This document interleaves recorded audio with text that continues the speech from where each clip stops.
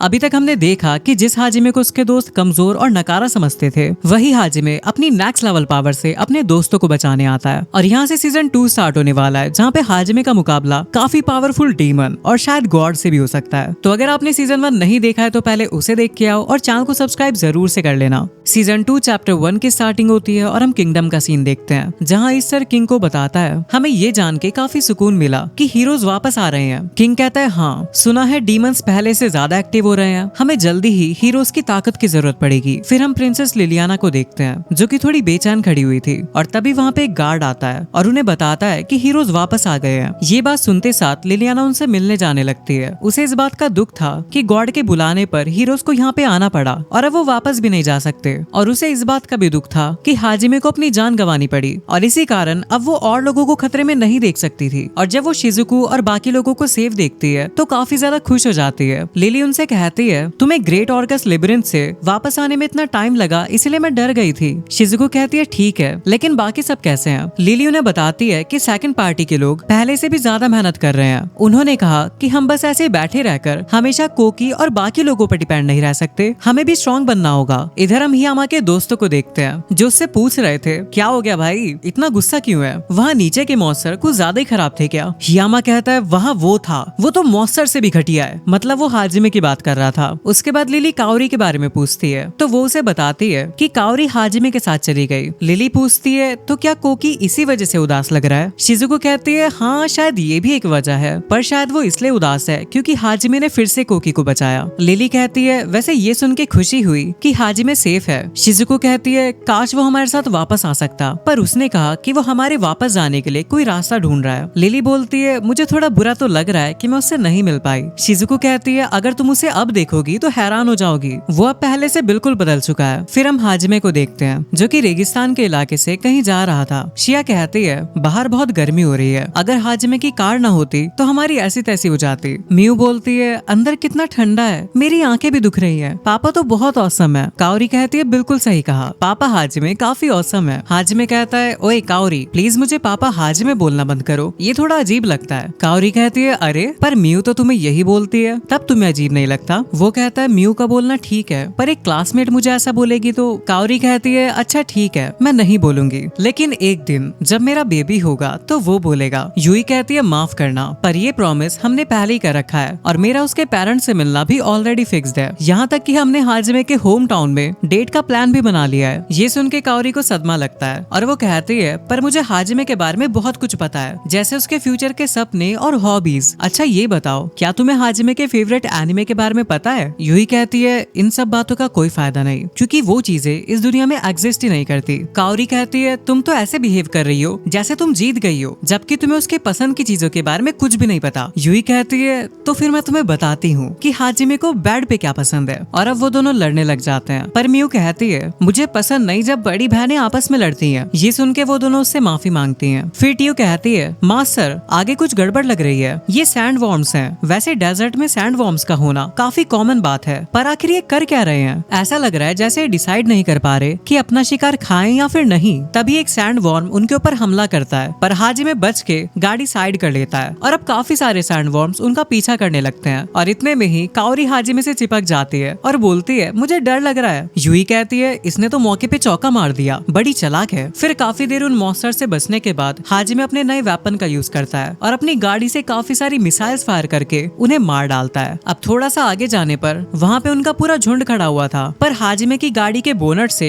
एक machine gun निकलती है और वो सारे वॉर्म्स रेत के अंदर घुस के उन पे अटैक करने वाले होते हैं, पर हाजिमे उन पे अंधाधुंध फायर करके उन्हें खत्म कर देता है। और थोड़ी सी आगे जाने पर काओरी को एक आदमी दिखता है। हाजिमे कहता है क्या ये वही है जिसका वो सैंड वॉर्म्स पीछा कर रहे थे? अब काओरी उन्हें बचाना चाहती थी, पर उन्हें म्यू की सेफ्टी का भी ध्यान रखना था, इसीलिए वो उसे शिया के पास छोड़ने का डिसाइड करते हैं। हाजिमे बोलता है मुझे ये जानना है कि आखिर मॉन्स्टर्स ने उसे खाया क्यों नहीं। फिर काओरी उस आदमी के पास जाके उसे सीधा करती है और चेक करने पर उसे पता लगता है कि उसका माना ओवरलोड हो रखा है और ऐसा नॉर्मली तो नहीं होता, इसलिए वो समझ जाती है कि उसने जरूर ऐसा कुछ खाया है जिसके जहर की वजह से उसका माना ओवरलोड हो रहा है और वो एक्स्ट्रा माना रिलीज नहीं हो पा रहा, जिससे उसकी बॉडी के ऊपर प्रेशर बढ़ रहा है और उसकी बॉडी इसे ज्यादा देर तक हैंडल नहीं कर पाएगी। अगर हमने जल्दी ही कुछ नहीं किया तो उसके ऑर्गन्स और नसें फट भी सकती है। फिर वो उसके जहर को हटाने का ट्राई करती है, पर वो काम नहीं करता। ये देख के वो बोलती है है। अगर ये जहर साफ नहीं हो पा रहा तो इसका मतलब ये है कि वो उसकी बॉडी में अंदर तक घुल चुका है और वो बैठ के उसके ऊपर स्पेल कास्ट करने लगती है। यूई बताती है कि एक हाई रैंक का लाइट मैजिक है सैंक्टोरियम। ये एक इंसान से दूसरे इंसान तक माना को ट्रांसफर कर सकता है। टियो कहती है और इसका यूज किसी के माना को फोर्सफुली ड्रेन करने के लिए भी हो सकता है। अब हाजिमे को रियलाइज होता है कि वो एक्स्ट्रा माना उसकी दी हुई होली क्रिस्टल रिंग में जा रहा है और अब वो आदमी ठीक हो जाता है। काओरी कहती है अब शायद वो खतरे से बाहर है, लेकिन असली जड़ अभी भी खत्म नहीं हुई है। मैंने बस उसका माना ड्रेन करके प्रेशर को थोड़ा सा कम किया है, लेकिन अगर हमने जल्दी ही कुछ नहीं किया तो वो वापस से ओवरलोड होने लगेगा और फिर शायद वो मर भी सकता है। मैंने ऐसे सिम्टम्स पहले किसी में नहीं देखे। हाजिमे कहता है काओरी हम पर भी डायग्नोसिस कर लो, अगर ये कोई अनजान बीमारी है तो शायद हवा से हम तक भी पहुंच सकती है। तभी उस आदमी की भी आंख खुल जाती है। वो काओरी को सामने देख के कहता है एक गॉडेस, समझ गया, शायद मैं मर चुका हूँ और भगवान से मिलने जा रहा हूँ। तभी हाजिमे उसके लात मारता है और कहता है ये बकवास बंद कर और उठ जा। वो बाइज नाम का बंदा कहता है मैं जिंदा हूँ, लगता है भगवान की कुछ और ही मर्जी थी। फिर काओरी कहती है हाजिमे शायद हमें इसे कार के अंदर ले जाना चाहिए। हाजिमे कहता है हाँ ठीक है, वैसे भी यहाँ बहुत गर्मी है। और अब कार के अंदर जाके बाइज कहता है यहाँ तो बिल्कुल भी गर्मी नहीं लग रही, आखिर मैं हूँ कहाँ, क्या ये कोई देवताओं का स्थान है। फिर मियो आके उसे पानी देती है और उसे छूने से पता लगता है कि वो ठंडा पानी है। फिर बाइज कहता है सबसे पहले तो मेरी जान बचाने के लिए आपका शुक्रिया, अगर मैं वहाँ मर जाता तो सब कुछ खत्म हो जाता।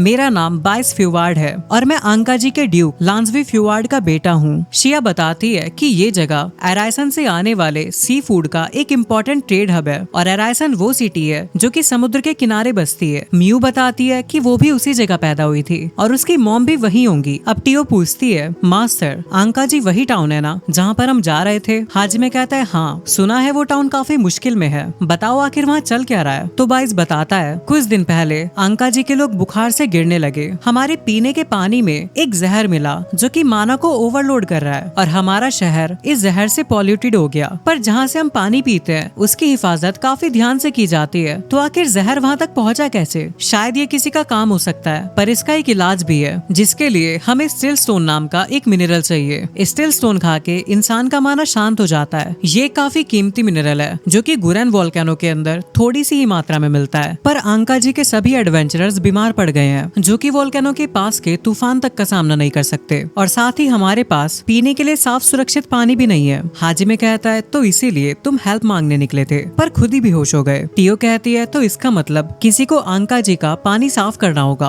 और साथ ही में वोल्केनो से स्टिल स्टोन भी लाना होगा, है ना। बाइस कहता है हाँ, तुम लोग गोल्ड रैंक एडवेंचरर्स हो ना, और तुम्हारे साथ तो एक गॉडेस भी है, शायद भगवान ने तुम्हें हमें बचाने के लिए भेजा है और इसीलिए मैं आंकाजी के डिप्टी ऑफिसर के रूप में आपसे ऑफिशियली मदद मांगता हूँ, प्लीज हमारी मदद कीजिए। म्यू कहती है पापा क्या आप उन्हें नहीं बचाओगे। तो हाजिमे मान जाता है और कहता है वैसे भी हम लोग आंकाजी ही जा रहे थे। बाइस कहता है कि हम चाहते हैं आप सीधा वोल्केनो जाओ स्टिल स्टोन लेने के लिए, पर शायद उससे पहले रॉयल कैपिटल जाके पानी लाना बेहतर होगा। हाजिमे कहता है रॉयल कैपिटल जाने की जरूरत नहीं है, हम पानी का जुगाड़ कर लेंगे। सही कहा ना यूई। फिर हम डीमन किंगडम को देखते हैं जहाँ मिखाइल नाम का बंदा पूछता है जनरल फ्रेड क्या ये सच है कि कैटेलिया हार गई। फ्रेड कहता है हाँ ये सच है। मिखाइल कहता है ये नहीं हो सकता, कैटेलिया मर नहीं सकती, उसके पास तो इतने सारे मॉन्स्टर थे। फ्रेड कहता है और युवा टाउन का मिशन भी फेल हो गया, ऑपरेशन थोड़ा सा सक्सेसफुल था, हमने पूरे 60,000 मॉन्स्टर रिक्रूट किए थे जो कि उस टाउन को तबाह करके फर्टिलिटी गॉडेस को मारने वाले थे, पर एक असाधारण लड़के ने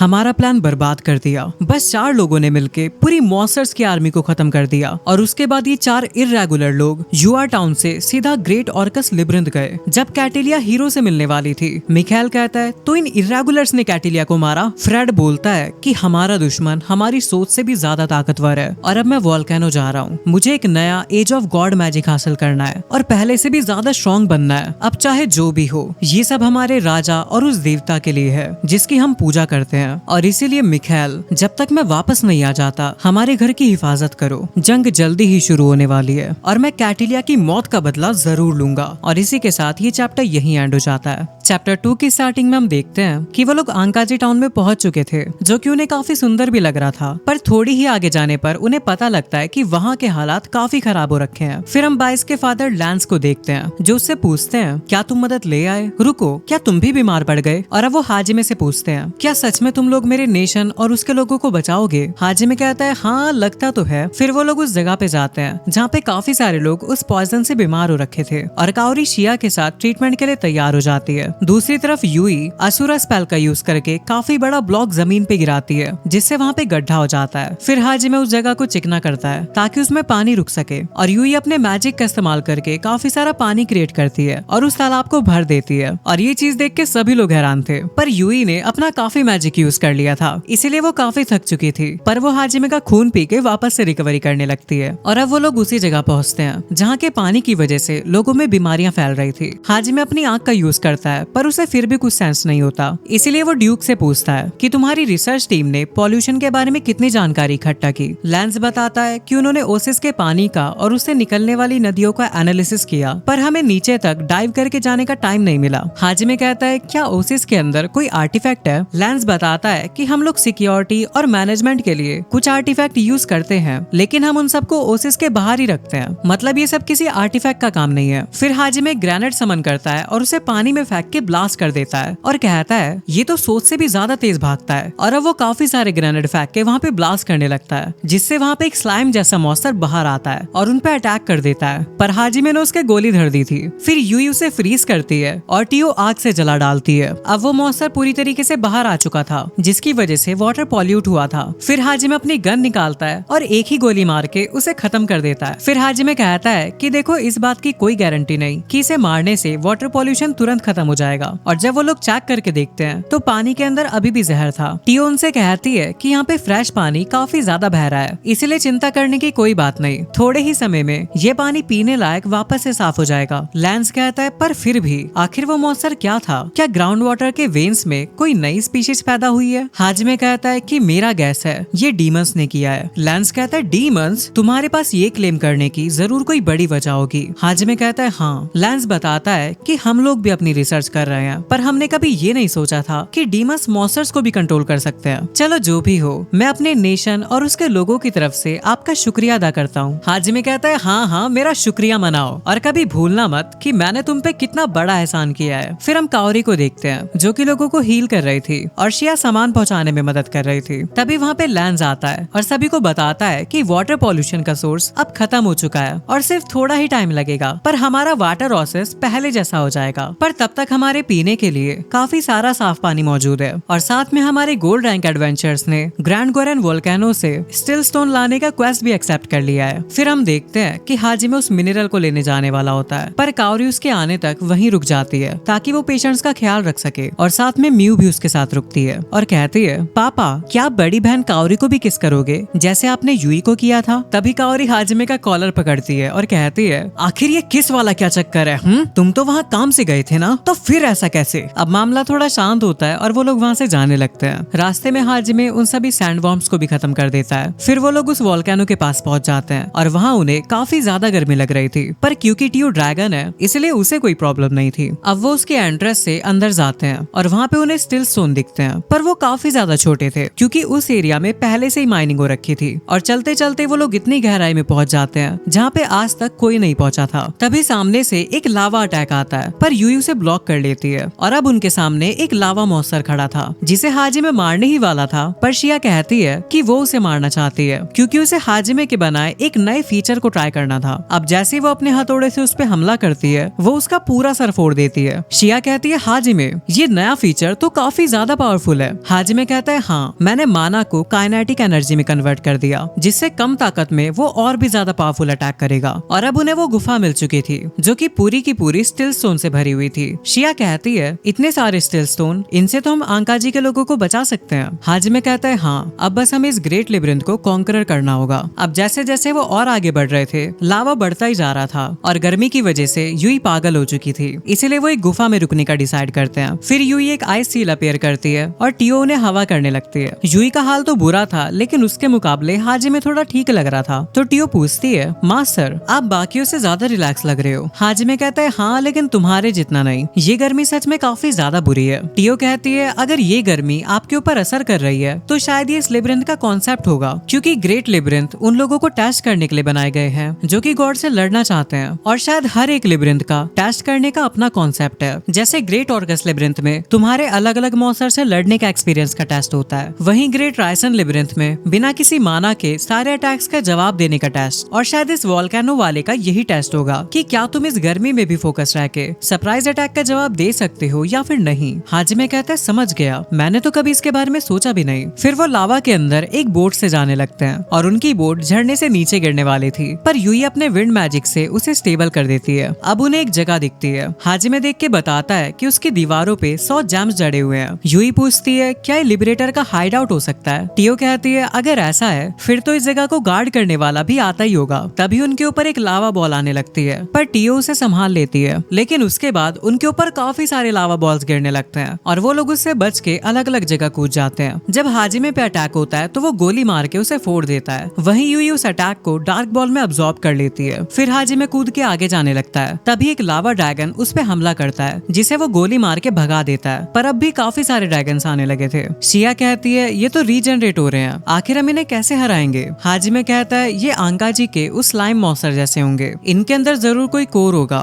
यूई कहती है कि एक माना क्रिस्टल होगा जो कि शायद लावा को इस बॉडी के अंदर शेप दे रहा है, और वो कोर हाजिमे की डीमन आई से भी नहीं दिख रहा था, इसीलिए वो एक नई बुलेट का यूज करता है। अब जैसे वो मॉन्स्टर उसके ऊपर हमला करते हैं, हाजिमे कूद के फायर करता है और वो बुलेट्स बॉम्ब की तरफ फट जाती है, जिससे उनका माना स्टोन बाहर आ चुका था और वो उसे फोड़ देता है। फिर शिया एक को हथौड़े से मार के उसका कोर फोड़ती है, पर तभी उसे कुछ सेंस होने लगता है और वो उस हाइड आउट को देखने लगती है। अब हाजिमे उस 10वें सांप को मारता है, पर वो सारे सांप फिर से वापस आ जाते हैं। हाजिमे कहता है पर मैंने तो इनका माना कोर फोड़ दिया था। तभी शिया बताती है कि उस हाइड आउट पे जो स्टोन्स है वो टूटे जा रहे हैं, और जब हाजिमे एक सांप को मारता है तो एक और स्टोन टूट जाता है, जिससे उन्हें समझ आ जाता है कि वो जितने सांप को मार रहे हैं उतने ही क्रिस्टल्स भी टूट रहे हैं। इसका मतलब उन्हें पूरे 100 सांप को मारना पड़ेगा। फिर टियो 2 स्नेक्स को मार के कहती है मास्टर अगर मैंने सबसे ज्यादा किल किए तो मैं जो इनाम मांगूंगी आपको देना पड़ेगा। शिया कहती है फिर तो मुझे भी चाहिए, और वो अपने हथौड़े से फायर करके उसे खत्म कर देती है। यूई कहती है अगर ऐसी बात है तो मेरे जीतने पर मुझे एक डेट चाहिए जिसमें बस हम दोनों होंगे, और वो लाइटनिंग मैजिक से एक ही बारी में काफी सारे स्नेक्स खत्म कर देती है। शिया कहती है यार यूई से मुकाबला करना बहुत मुश्किल है, और अब आखिरी के 5 सांप बचे थे, जिसमें एक को यूई मारती है, 2 को टियो उड़ा देती है और एक को शिया खत्म करती है। अब जैसे ही हाजिमे लास्ट वाले को मारता है उसके ऊपर अचानक से एक काफी खतरनाक हमला होता है, और ये चैप्टर यही एंड हो जाता है। चैप्टर 3 की स्टार्टिंग में हम देखते हैं कि उस अटैक के बाद हाजिमे की हालत खराब हो चुकी थी और वो नीचे गिरने वाला होता है, पर यूई उसे संभाल के जमीन पे ले आती है और होली वाटर पिला देती है। तभी ऊपर से और अटैक्स आने लगते हैं, पर टियो शील्ड बना के उन्हें रोक देती है। तभी यूई भी एक शील्ड बनाती है और उसे एक क्रिस्टल का रूप दे देती है, जिससे उनके सारे अटैक्स रिफ्लेक्ट होने लगे थे। अब शिया उनकी मदद तो करना चाहती थी,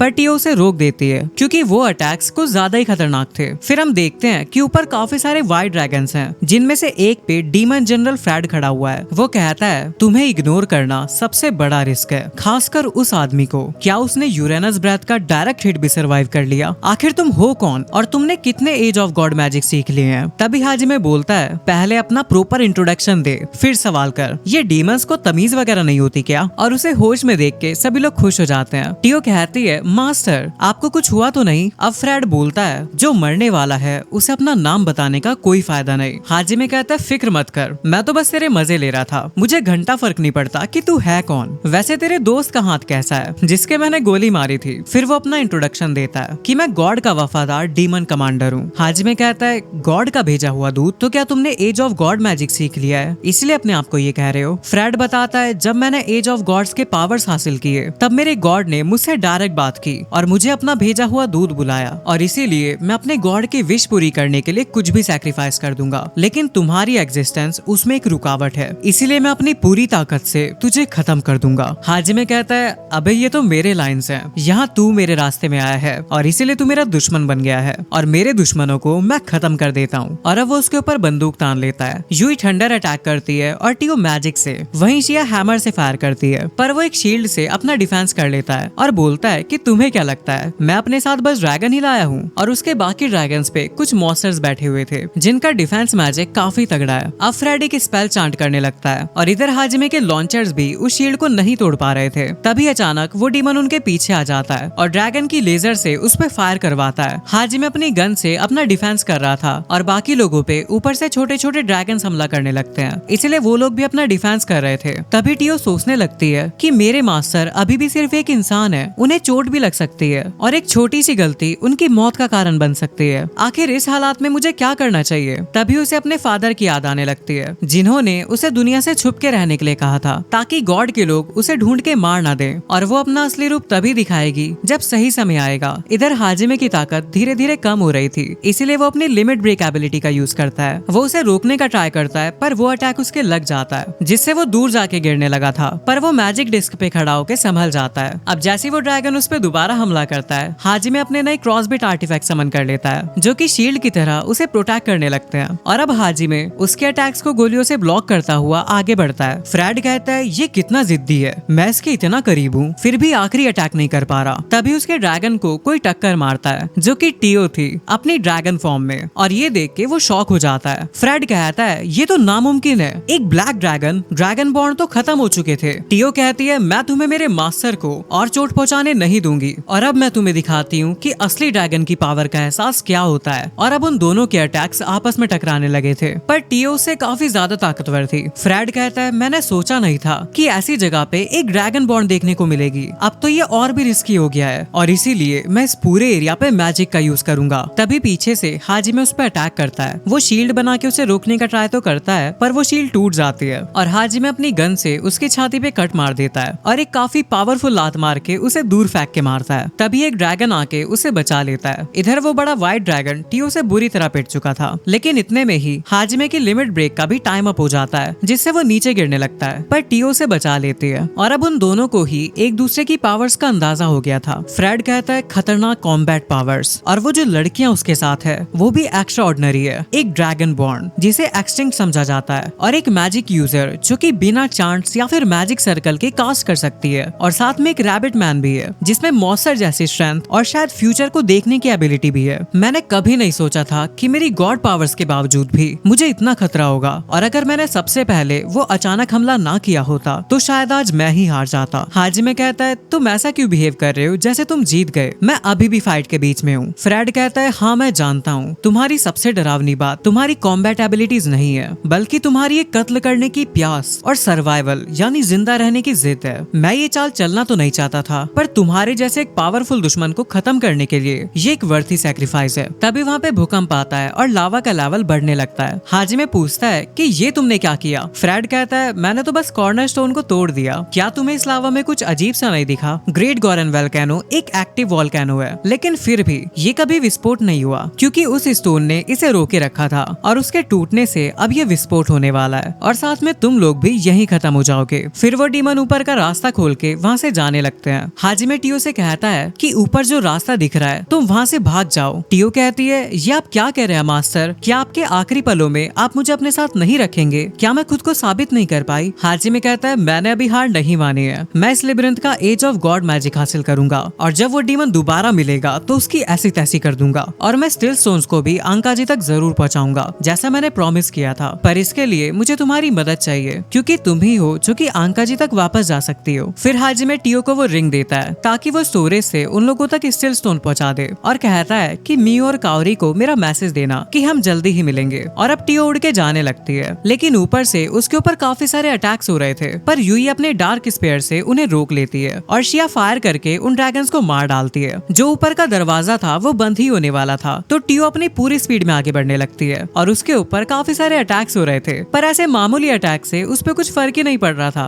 बल्कि उसे मजा आ रहा था, और इस दर्द के मजे की वजह से उसके स्टैट्स और भी ज्यादा बूस्ट हो जा रहे थे। और अब ऊपर से उस बड़े वाले ड्रैगन की लेजर आती है, पर हाजिमे उसे प्रोटेक्ट करने के लिए अपने आर्टिफैक्ट्स भेज देता है। फिर टियो गुफा से बाहर निकलती है, और फ्रेड ये देख के काफी हैरान था क्योंकि वो इतने सारे ड्रैगन से बच के आई थी, लेकिन फिर भी टियो काफी ज्यादा घायल हो चुकी थी, इसीलिए वो उसे वहीं खत्म करने का सोच रहा था। पर तभी हाजिमे के वो आर्टिफैक्ट ब्लास्ट होके उसे सरप्राइज दे देते हैं, और टियो वहाँ से चली जाती है। दूसरी तरफ किंगडम में लिलियाना अपने फादर से पूछती है कि आप कहाँ जा रहे हैं, पर किंग की आंखें अजीब सी हो रखी थी, और बाकी सोल्जर भी अपने होश में नहीं थे, और वो वहाँ से बिना कुछ कहे आगे चले जाते हैं। फिर हम शिजुको को देखते हैं जो कि प्रैक्टिस कर रही थी। तभी उसे एक अनजान बिल्ली दिखती है, और वो उसके साथ खेलने लग जाती है, पर उसकी अजीब सी हरकतें पीछे से लिलियाना देख रही थी, जिससे वो बेचारी थोड़ी एम्बेरस हो जाती है। फिर शिजुको पूछती है कि चर्च के लोगों ने क्या कहा। लिलियाना बताती है कि वो कोकी को और भी ज्यादा ताकतवर बनाने में लगे हैं ताकि वो डीमन से लड़ सके। काओरी कहती है और हाजिमे के बारे में लिली कहती है अभी डिसाइड तो नहीं हुआ है, पर शायद हाजिमे को चर्च और गॉड का दुश्मन घोषित करने की बातें चल रही है। फिर हम हियामा को देखते हैं जो कि काफी ज्यादा गुस्से में था क्योंकि उसके कोशिश करने के बावजूद भी हाजिमे जिंदा बच गया। तभी पीछे से एक अनजान लड़की की आवाज आती है जो कहती है कि तुम खुश नहीं लग रहे, और ये बात नेचुरल भी है क्योंकि तुम्हारी आंखों के सामने तुम्हारी प्यारी प्रिंसेस को छीन लिया गया। और वो काओरी की बात कर रही थी जो कि हाजिमे के साथ चली गई। हियामा कहता है वो अभी भी जिंदा है और इसीलिए अब मुझे तुम्हारी बातें मानने की कोई जरूरत नहीं, क्योंकि वो लड़की इन बातों को लेके उसे ब्लैकमेल करती थी। फिर वो लड़की कहती है कि जो चीज तुमसे छीन ली गई क्यों ना तुम भी उसे वापस छीन लो, और चाहे वो जिंदा ही क्यों ना बच गया हो, पर फिर भी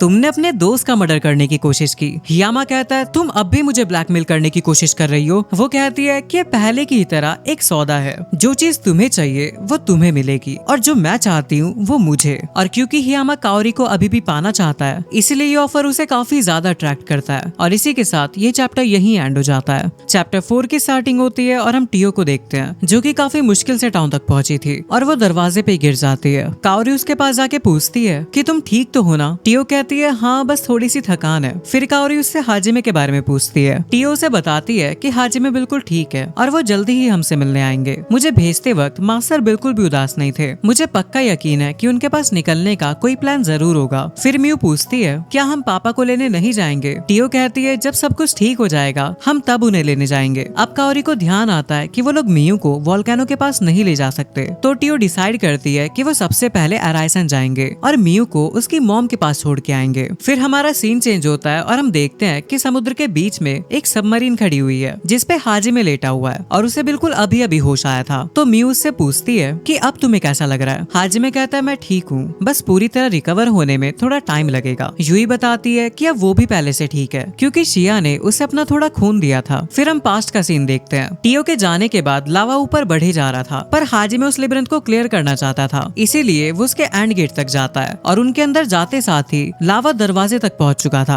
अंदर जाने पे हाजिमे को एक मैजिक सर्कल दिखता है जिसपे खड़ा होके हाजिमे को पता लगता है कि ये स्पेस कंट्रोल करने वाला मैजिक है और उस डीमन की इंस्टेंट मूवमेंट का राज भी यही है जिससे वो अचानक से हाजिमे के पीछे आ गया था। फिर उसे सामने दीवार पे एक मैसेज दिखता है जहाँ पे लिखा हुआ था मैं दिल से उम्मीद करता हूँ कि इंसानियत का फ्यूचर अपनी खुद की इच्छा से जीने पर भेज दो, क्योंकि इस दुनिया में सभी के फैसले गॉड की इच्छा पे डिपेंडेंट होते हैं। ये सारी बातें उस लेबिरिंथ के क्रिएटर नाइज ने लिखी थी। अब यूई उस जगह पे हाथ रखती है जिसके खुलने पर उन्हें लेबिरिंथ क्लियर करने की निशानी मिलती है और हाजिमे कहता है कि चलो अब यहाँ से बाहर निकलते हैं। पर यूई बताती है कि जो स्पेशल मैजिक उन्हें मिला है उसका यूज करना काफी मुश्किल है, इसलिए अभी वो लोग उसका यूज करके बाहर नहीं निकल सकते। शिया हाजिमे से पूछती है क्या तुम्हारे पास कोई प्लान है, क्योंकि बाहर तो हर जगह सिर्फ लावा ही लावा होगा। हाजिमे कहता है तो फिर हम लावा के अंदर स्विम करके जाएंगे, और अब वो अपने चारों तरफ एक शील्ड जैसा कुछ बना लेता है। फिर उसे एक्सपैंड करके बाहर तक का रास्ता बनाता है। उसने पहले ही इस सिचुएशन के लिए एक शिप बना रखी थी और वो लोग उसमें बैठ के जाने लगते हैं। पर आधे ही रास्ते में हाजिमे उसका कंट्रोल खो देता है और वो लावा उस शिप को बहुत ही ज्यादा फोर्स से धक्का देने लगता है जिससे पानी के अंदर एक वोल्केनो इरप्ट होता है और वो सारा लावा बाहर आ जाता है जिससे हाजिमे का शिप भी बाहर निकल चुका था। पर तभी उनके पीछे शार्क मॉन्स्टर पड़ जाते हैं, लेकिन हाजिमे मिसाइल छोड़ के उन्हें खत्म कर देता है। पर अब उसकी मिसाइल्स भी खत्म हो चुकी थी, इसीलिए यूई मैजिक का यूज करती है और सभी शार्क्स को काट डालती है। पर इतना मैजिक यूज करने की वजह से उसकी भी हालत खराब हो चुकी थी। हाजिमे उससे कहता है कि मेरा ब्लड पी लो ताकि उसमें थोड़ी एनर्जी आ सके, पर हाजिमे की खुद की हालत खराब थी इसलिए यूई मना कर देती है। तभी शिया कहती है कि तुम मेरे बारे में भूल गए हो क्या? अगर तुम्हें खून चाहिए तो मेरा ले लो।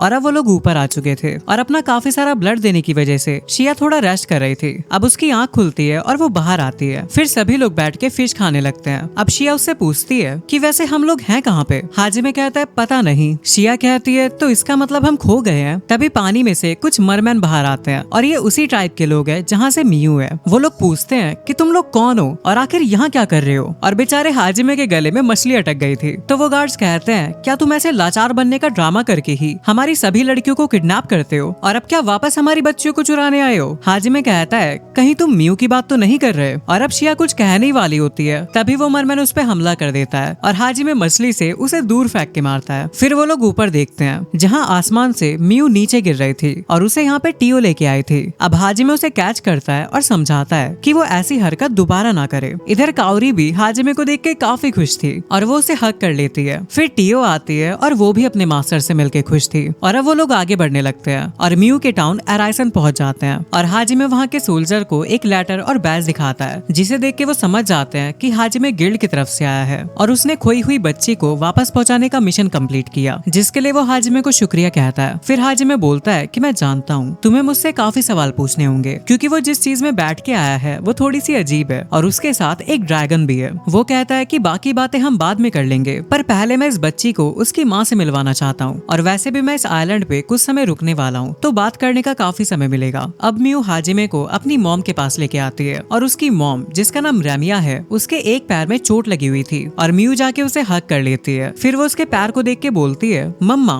क्या आपको दर्द हो रहा है? और अब वो हाजिमे से कहती है, पापा मम्मा की हेल्प करो, उनके पैर में दर्द है। और ये बात सुन के रामिया थोड़ा शर्मा जाती है और पूछती है कि तुमने अभी उसे पापा कहा, आखिर इसका क्या मतलब है? और ये बात सुन के वहाँ के लॉन्डो में बहस हो जाती है, क्योंकि वो लोग म्यू का पापा बनना चाहते थे। फिर हाजिमे म्यू से कहता है, चिंता मत करो, वो ठीक हो जाएंगी, और वो रामिया को उठा के घर के अंदर ले जाता है। इधर बाहर की तरफ लोगों की भीड़ लग चुकी थी, क्योंकि उन सबको ऐसा लग रहा था कि रामिया की दोबारा शादी होने वाली है। अब हाजिमे को ये बात पता लगती है कि रामिया को उन्हीं लोगों की वजह से चोट आई है जो लोग म्यू को किडनैप करके ले गए थे। काओरी रामिया को बताती है कि वो पूरी तरीके से ठीक हो जाएगी और मैं इसे प्रॉपरली हील कर दूंगी, पर उसके लिए मुझे कुछ दिन का समय लगेगा ताकि मैं इसे धीरे धीरे हील करूं, जिससे कोई साइड इफेक्ट ना हो। ये बात सुन के रामिया खुश हो जाती है और बताती है कि मुझसे कहा गया था कि ये जख्म कभी ठीक नहीं हो सकता, आखिर मैं आपका शुक्रिया अदा कैसे करूं? फिर वो हाजिमे से पूछती है, वैसे तुम म्यू से कैसे मिले, और आखिर म्यू तुम्हें पापा क्यों बुलाती है? हाजिमे कहता है, ये थोड़ी लंबी कहानी है, और उसकी पूरी बात सुन के रामिया उसे वापस शुक्रिया कहती है, क्योंकि उसी की वजह से वो उसकी बेटी से वापस मिल पाई। वो बोलती है कि मैं ये एहसान जरूर चुकाऊंगी, चाहे इसमें मेरी पूरी जिंदगी ही क्यों ना लग जाए। काओरी कहती है, इसमें टेंशन लेने वाली कोई बात नहीं है, आखिर तुम म्यू की मम्मा हो, इतना तो चलता है। और बाकी लोग भी इस बात पे एग्री करते हैं। फिर रामिया कहती है कि मैंने सुना है कि तुम लोग थोड़े दिन इसी टाउन में रुकोगे, तो क्यों ना तुम इसी घर में रुक जाओ, म्यू को भी ये पसंद आएगा। पर हाजिमे मना कर देता है और कहता है, पास ही में एक अच्छा होटल है और मुझे अपनी शिप की भी मेंटेनेंस करनी है। रामिया कहती है, अरे क्या पापा अपनी बेटी से दूरी बनाने की कोशिश कर रहे हैं? ये बात तो ठीक नहीं। अब म्यू पूछती है, पापा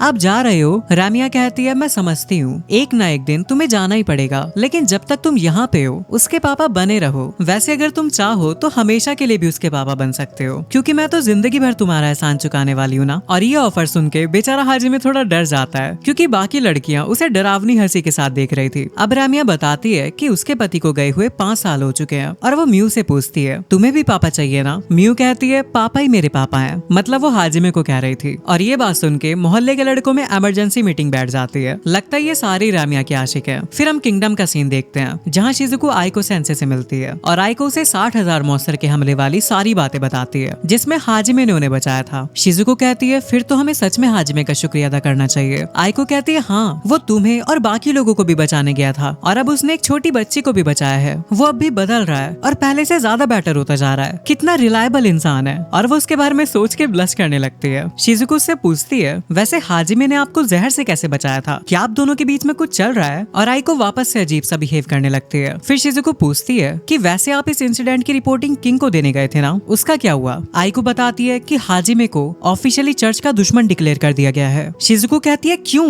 ये तो बेवकूफी है। आइको कहती है, मैं भी यही सोचती हूँ, उसने यूआर टाउन को बचाया है, पर मेरे ऑब्जेक्शन उठाने पर भी किसी ने नहीं सुना। जरूर कुछ तो गड़बड़ है, क्योंकि किंग और बाकी ऑफिशियल्स भी थोड़ी अजीब सी हालत में थे। शिजुको कहती है, वैसे हाजिमे इतना स्ट्रॉन्ग है, तो आखिर वो उसे मारने के लिए किसे भेजने वाले हैं? और अब आइको शिजुको को वो सीक्रेट बताती है, जो कि हाजिमे ने उसे चर्च और उस गॉड के बारे में बताया था। और इसी के साथ ये चैप्टर यहीं एंड हो जाता है। चैप्टर 5 की स्टार्टिंग होती है, और हाजिमे कुछ समय के लिए म्यू को उसकी मॉम के पास अराइसन में छोड़ के अपनी अगली मंजिल सनकन रून्स ऑफ मेलुसीन को एक्सप्लोर करने निकल पड़ता है। हाजिमे अपने शिप के ऊपर बैठा हुआ कहता है, ये सनकन रून्स ऑफ मेलुसीन यहीं कहीं आसपास होना चाहिए। तभी वहाँ पे काओरी आती है। हाजिमे उससे कहता है कि नेचर हर जगह एक जैसा ही दिखता है। काओरी बोलती है, ये सनसेट बिल्कुल वैसा है जैसा मैंने जापान में देखा था। हमें यहाँ पे आए हुए 6 महीने भी नहीं हुए, पर ऐसा लगता है जैसे काफी समय बीत गया हो। वो कहता है, हाँ, इस दुनिया की भाग दौड़ में पता ही नहीं चला। तभी उनके बीच यूई आ जाती है, ये देखने की कहीं वो उस पे डोरे न डाल रही हो। अब रात हो जाती है और सभी लोग सुंदर चांद को देखने लगते हैं। तभी हाजिमे को कुछ रियलाइज होता है, और उन्हें वोल्केनो लैब्रिंथ को कॉन्करर करने पर जो प्रूफ मिला था वो उसे चांद की तरफ करता है, जिसकी रोशनी से वो एक्टिवेट होने लगता है और उसके अंदर से एक लेजर निकलती है। यूई कहती है, ये तो काफी सुंदर है, बाकी लिबरेटर से बिल्कुल अलग। हाजिमे कहता है, सच में ये तरीका बिल्कुल फैंटेसी जैसा फील हो रहा है। फिर वो उस लेजर को फॉलो करते हुए समुंदर के अंदर काफी गहराई में जाते हैं, और वहाँ पे एक रास्ता खुलता है। हाजिमे कहता है कि अब समझ आया, इसीलिए मेरे नॉर्मली सर्च करने पर ये जगह नहीं मिल रही थी। मैं भी कितना डम्ब था, सोच रहा था कि एंट्रेंस अपने अपने आप ही मिल जाएगा। पर अब वहाँ पे पानी का प्रेशर काफी ज्यादा बढ़ जाता है। उनका शिप थोड़ा तिरछा मिर्चा हो गया था, पर फाइनली वो कंट्रोल में आ जाता है। हाजिमे को रियलाइज होता है कि उनके पीछे से कुछ आ रहा है जिसका मैजिक पावर ब्लैक रेड है, मतलब ये कोई मॉन्स्टर ही होगा। हाजिमे एक्साइटेड था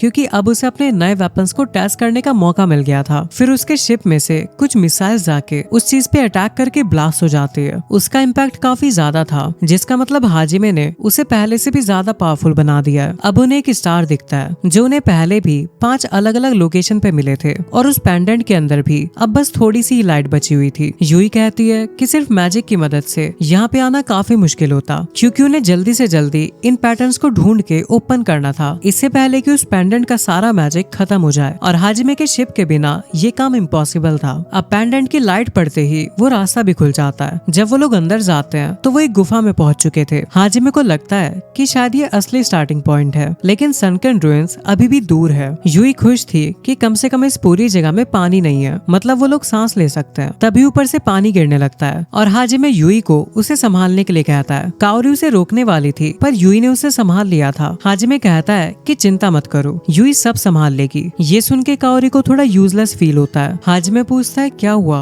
वो कहती है कुछ नहीं। टियो ऊपर देख के कहती है लगता है सीलिंग पर कुछ है, और वो मैजिक से अटैक करके रास्ता बनाती है। अब जैसे जैसे वो लोग आगे बढ़ने लगते हैं, वहाँ का वाटर लेवल काफी ज्यादा बढ़ता जाता है, और यूई की हाइट थोड़ी कम थी, इसलिए हाजिमे उसे कंधे पे बिठा लेता है। यूई बोलती है ये थोड़ा एम्बैरेसिंग है। तभी शिया उसे चिढ़ाने लगती है कि यूई तुम काफी क्यूट लग रही हो। टियो कहती है कि जहाँ पे तुम बैठी हुई हो वो मियू का फेवरेट स्पॉट था। काओरी बोलती है तो क्या आपसे हम तुम्हें लिटिल यूई बुला सकते हैं? वो कहती है हाँ, अगर तुम मरना चाहती हो तो जरूर। काओरी कहती है तुम सिर्फ मेरे साथ ही इतना रफ बात क्यों करती हो? उसके बाद वो काफी सारे मॉन्स्टर को मारते हुए आगे बढ़ने लगते हैं, पर हाजिमे को लग रहा था कि ग्रेट लैब्रिंथ के हिसाब से ये मॉन्स्टर कुछ ज्यादा ही वीक है। फिर थोड़ी आगे जाने पर उन्हें एक स्लाइम मॉन्स्टर दिखता है और शिया उस पे हमला करके उसे खत्म कर देती है, पर तभी वहाँ पे और भी स्लाइम आ जाते हैं। यूई एक शील्ड बनाती है और टियो उन पे अटैक करने लगती है, पर उन स्लाइम्स ने शील्ड मैजिक को भी मेल्ट कर दिया था। टियो कहती है मैं अब समझी कि आखिर मेरी फ्लेम्स इतनी जल्दी क्यों कमजोर हो रहे थे, क्योंकि वो जैली मैजिक को सोख रही है। उनके अटैक्स का उस पर कोई असर नहीं हो रहा था, बल्कि वहाँ पे और भी ज्यादा स्लाइम आए जा रही थी।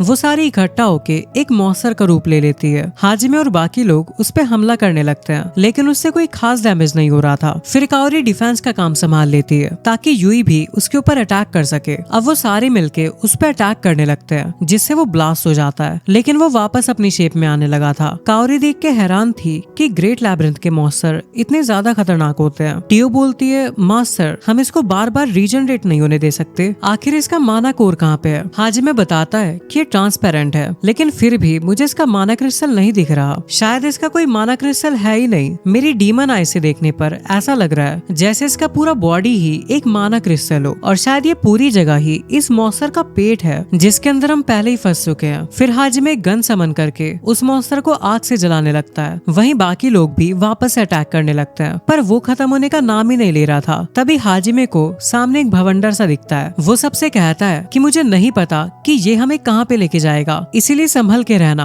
और वो अपने आर्टिफैक्ट से गड्ढा करके वहाँ पे रास्ता बनाता है, जिससे वो सभी लोग पानी में डूब जाते हैं। तेज बहाव के चलते काओरी खुद को संभाल नहीं पा रही थी। हाजिमे कंफ्यूज था कि उसे यूई को संभालना चाहिए या फिर काओरी को, पर यूई के इशारा करने पर वो काओरी को बचाने चला जाता है। फिर वो लोग एक आइलैंड पे पहुंच जाते हैं। काओरी पूछती है कि बाकी लोग कहाँ पे हैं? हाजिमे बताता है कि हम सब लोग बिछड़ गए हैं, पर उन सभी के पास ट्रेजर ट्रोव का एक छोटा सा वर्जन है, इसलिए वो लोग खुद को संभाल लेंगे। काओरी उससे पूछती है कि तुमने यूई को छोड़कर मुझे बचाने का फैसला क्यों लिया? हाजिमे समझाता है कि देखो मुझे लगा कि तुम अकेली सरवाइव नहीं कर पाओगी, लेकिन यूई अपना ख्याल रख सकती है और वो खुद चाहती थी कि मैं तुम्हें बचाऊं। काओरी बोलती है तुम उस पर काफी भरोसा करते हो ना? वो कहता है बिल्कुल, आखिर वो मेरी पार्टनर जो है। ये सुन के वो थोड़ी उदास हो जाती है, तो हाजिमे उसके गाल खींच के कहता है डिप्रेस्ड होने में टाइम वेस्ट मत करो, हमें आगे बढ़ना है, हम अभी भी ग्रेट लैब्रिंथ में है। वो कहती है बस थोड़ी देर के लिए कहीं खो गई थी, माफ करना। उसके बाद वो एक ऐसी जगह पे पहुंच जाते हैं जहाँ पे काफी सारे वॉरशिप डूबे हुए थे, पर वो ऑब्जर्व करते हैं कि वहाँ पे सबसे बड़ी शिप सबसे अलग है, वो एक पैसेंजर शिप है। तभी उन्हें कुछ अजीब सा महसूस होने लगता है और वो लोग खुद को एक असली शिप पे पाते हैं जहाँ पे सच में लड़ाई चल रही थी, और उनके शिप के ऊपर भी अटैक्स होने लगते हैं। हाजिमे अपनी गन निकाल के उन पे फायर करता है, पर उसका कोई फायदा नहीं होता, तो काओरी एक शील्ड बना के उनसे डिफेंस कर लेती है। हाजिमे को समझ आता है कि ये कोई नॉर्मल इल्यूजन नहीं है, पर ये सब कुछ बिल्कुल रियल भी नहीं है। है, इसका मतलब इन पे फिजिकल अटैक का कोई भी असर नहीं होगा, लेकिन जिन अटैक्स के अंदर मैजिक है वो काम करेंगे। इसलिए वो मैजिक बुलेट से फायर करता है। अब वहाँ पे एक घायल आदमी आता है। काओरी उसे हील करने का ट्राई करती है पर वो गायब हो जाता है। हाजिमे कहता है कि शायद मैजिक यूज करने से ये चीजें खत्म हो जाती हैं, चाहे फिर वो कुछ भी हो। काओरी बोलती है तो क्या भी मैंने उस इंसान को मार दिया? वो कहता है अरे ये रियल नहीं है, बस एक इल्यूजन है, इसे गेम की तरह समझो। काओरी बोलती है माफ करना, मैं थोड़ी देर के लिए कंफ्यूज हो गई थी पर अब ठीक हूँ। वो कहता है तुम हमेशा सॉरी क्यों बोलती रहती हो? फिर हम देखते हैं कि उन्हें काफी सारे लोग घेर लेते हैं और वो लोग यही बड़बड़ा रहे थे कि तुम काफिर हो, हमारे गॉड अहिद की शान में मर जाओ। पर हाजिमे एक ही गोली में उसे ही गॉड के पास पहुंचा देता है और काओरी को लेकर ऊपर चढ़ जाता है। उसे समझ नहीं आ रहा था कि यहाँ से बाहर कैसे निकले। वहीं काफी सारे लोग उन्हें मारने के लिए आ रहे थे, इसलिए हाजिमे उन्हें खत्म करने का डिसाइड करता है। पर जैसे ही वो काओरी को लेकर नीचे जंप करता है वो इल्यूजन खत्म हो जाता है और वो वापस उसी जगह पहुंच जाते हैं। हाजिमे को लगता है कि यहाँ पे काफी सारे शिप्स डूबे हुए हैं, तो शायद इसका मतलब ये है कि हमें मैजिक से इस जगह का पास्ट दिखाया जा रहा है। ये इस ग्रेट लैब्रिंथ का कॉन्सेप्ट हो सकता है। काओरी को पता नहीं था कि कॉन्सेप्ट क्या होता है, तो हाजिमे समझाता है कि टियो ने बताया था कि हर एक ग्रेट लैब्रिंथ का एक कॉन्सेप्ट होता है जो कि लिबरेटर द्वारा सेट किया हुआ है, और अगर ये बात सच है तो शायद ये वाला। काओरी कहती है तो ये लैब्रिंथ हमें ये सिखाना चाह रहा है कि अगर हम उस पागल गॉड के खिलाफ चले गए तो हमारे ऊपर भी ये सारे अटैक्स हो सकते हैं, हमें भी ये सब झेलना पड़ सकता है। अब काओरी देखती है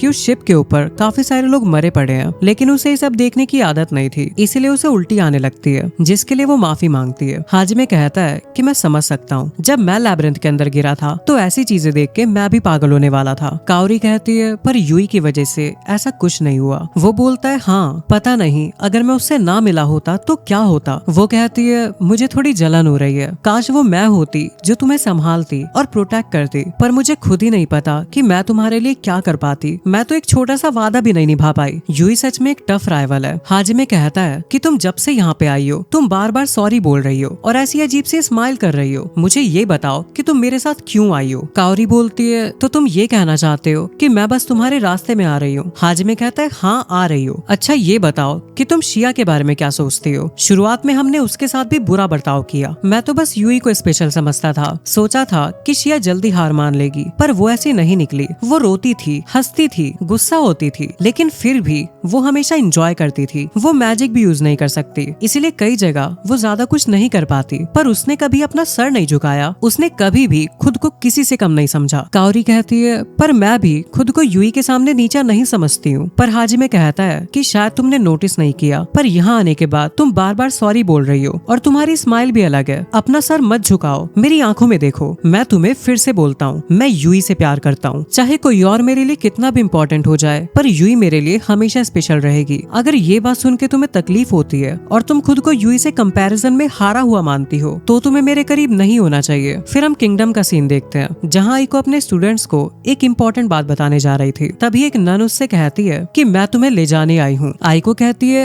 ले जाने आई हो, इसका क्या मतलब हुआ? मुझे तो अभी अपने स्टूडेंट्स के साथ डिनर करना है। वो कहती है नहीं, तुम डिवाइन माउंटेन जा रही हो। तभी वो आइको को अपने कंट्रोल में कर लेती है, पर कुछ ही सेकंड में आइको खुद को संभाल लेती है। वो कहती है मैं इम्प्रेस्ड हूँ, तुमने मेरे चार्म को रेजिस्ट कर लिया, लोग तुम्हें गॉडेस ऐसे ही नहीं बुलाते। और वो आइको के पेट में पंच करके कहती है फिक्र मत करो, मैं तुम्हें नहीं मारूंगी, वैसे भी तुम मेरे लिए काफी काम आने वाली हो। और ये सारी चीजें प्रिंसेस दीवार के पीछे खड़े हुए देख रही थी। वो कहती है मुझे इस बारे में किसी को बताना होगा। और इसी के साथ ये चैप्टर यहीं एंड हो जाता है। चैप्टर 6 की स्टार्टिंग होती है और हाजिमे काओरी से कहता है कि देखो मैंने तुम्हें मेरे साथ इसीलिए आने दिया था क्योंकि शिया की ही तरह तुम्हें भी खुद लगा था कि मेरे साथ रहना तुम्हारे लिए बेस्ट डिसीजन है। तुम्हें पता था कि मेरे दिल में यूई के लिए फीलिंग्स है, फिर भी तुम मेरे साथ रहना चाहती थी, इसीलिए मैंने सोचा कि तुम जो करना चाहती हो करने दूं। लेकिन अब तुम वैसी नहीं लग रही, इसीलिए प्लीज एक बार फिर से सोच लो कि तुम यहाँ पे क्यों आई थी और तुम्हें मेरे साथ रहना चाहिए या नहीं। देखो अगर जरूरत पड़ी तो मैं खुद तुम्हें शिजुको के पास छोड़ आऊंगा। उसके बाद वो एक शिप के पास आते हैं और हाजिमे काओरी को गोद में उठा के उसके ऊपर चढ़ जाता है। तभी वहाँ पे वापस से इल्यूजन क्रिएट होने लगता है और अब वो लोग एक पार्टी के बीच में थे। हाजिमे कहता है कि यहाँ पे सिर्फ इंसान ही नहीं बल्कि डीमन और बीस्टमैन भी है। तभी वहाँ पे किंग आता है और कहता है तुम सबका दिल से शुक्रिया, तुम सब लोगों ने पीस के लिए दुआ करी और वॉर में अपनी जान दांव पे लगा दी। आज सबको यहाँ पे देख के मुझे सच में बहुत खुशी हो रही है। हमने पीस ट्रीटी के साथ ये वॉर खत्म कर दी जिसको पूरा 1 साल बीत गया है और आज हम ये नजारा देख सकते हैं। हाजिमे कहता है शायद ये वॉर खत्म होने का सेलिब्रेशन है, कहीं हमने मैलेसिन लैब्रिंथ के ट्रायल का थीम गलत तो नहीं समझ लिया? वैसे इन्होंने पीस के लिए कितना कुछ किया होगा, हर एक नफरत को भुलाया नहीं जा सकता, पर फिर भी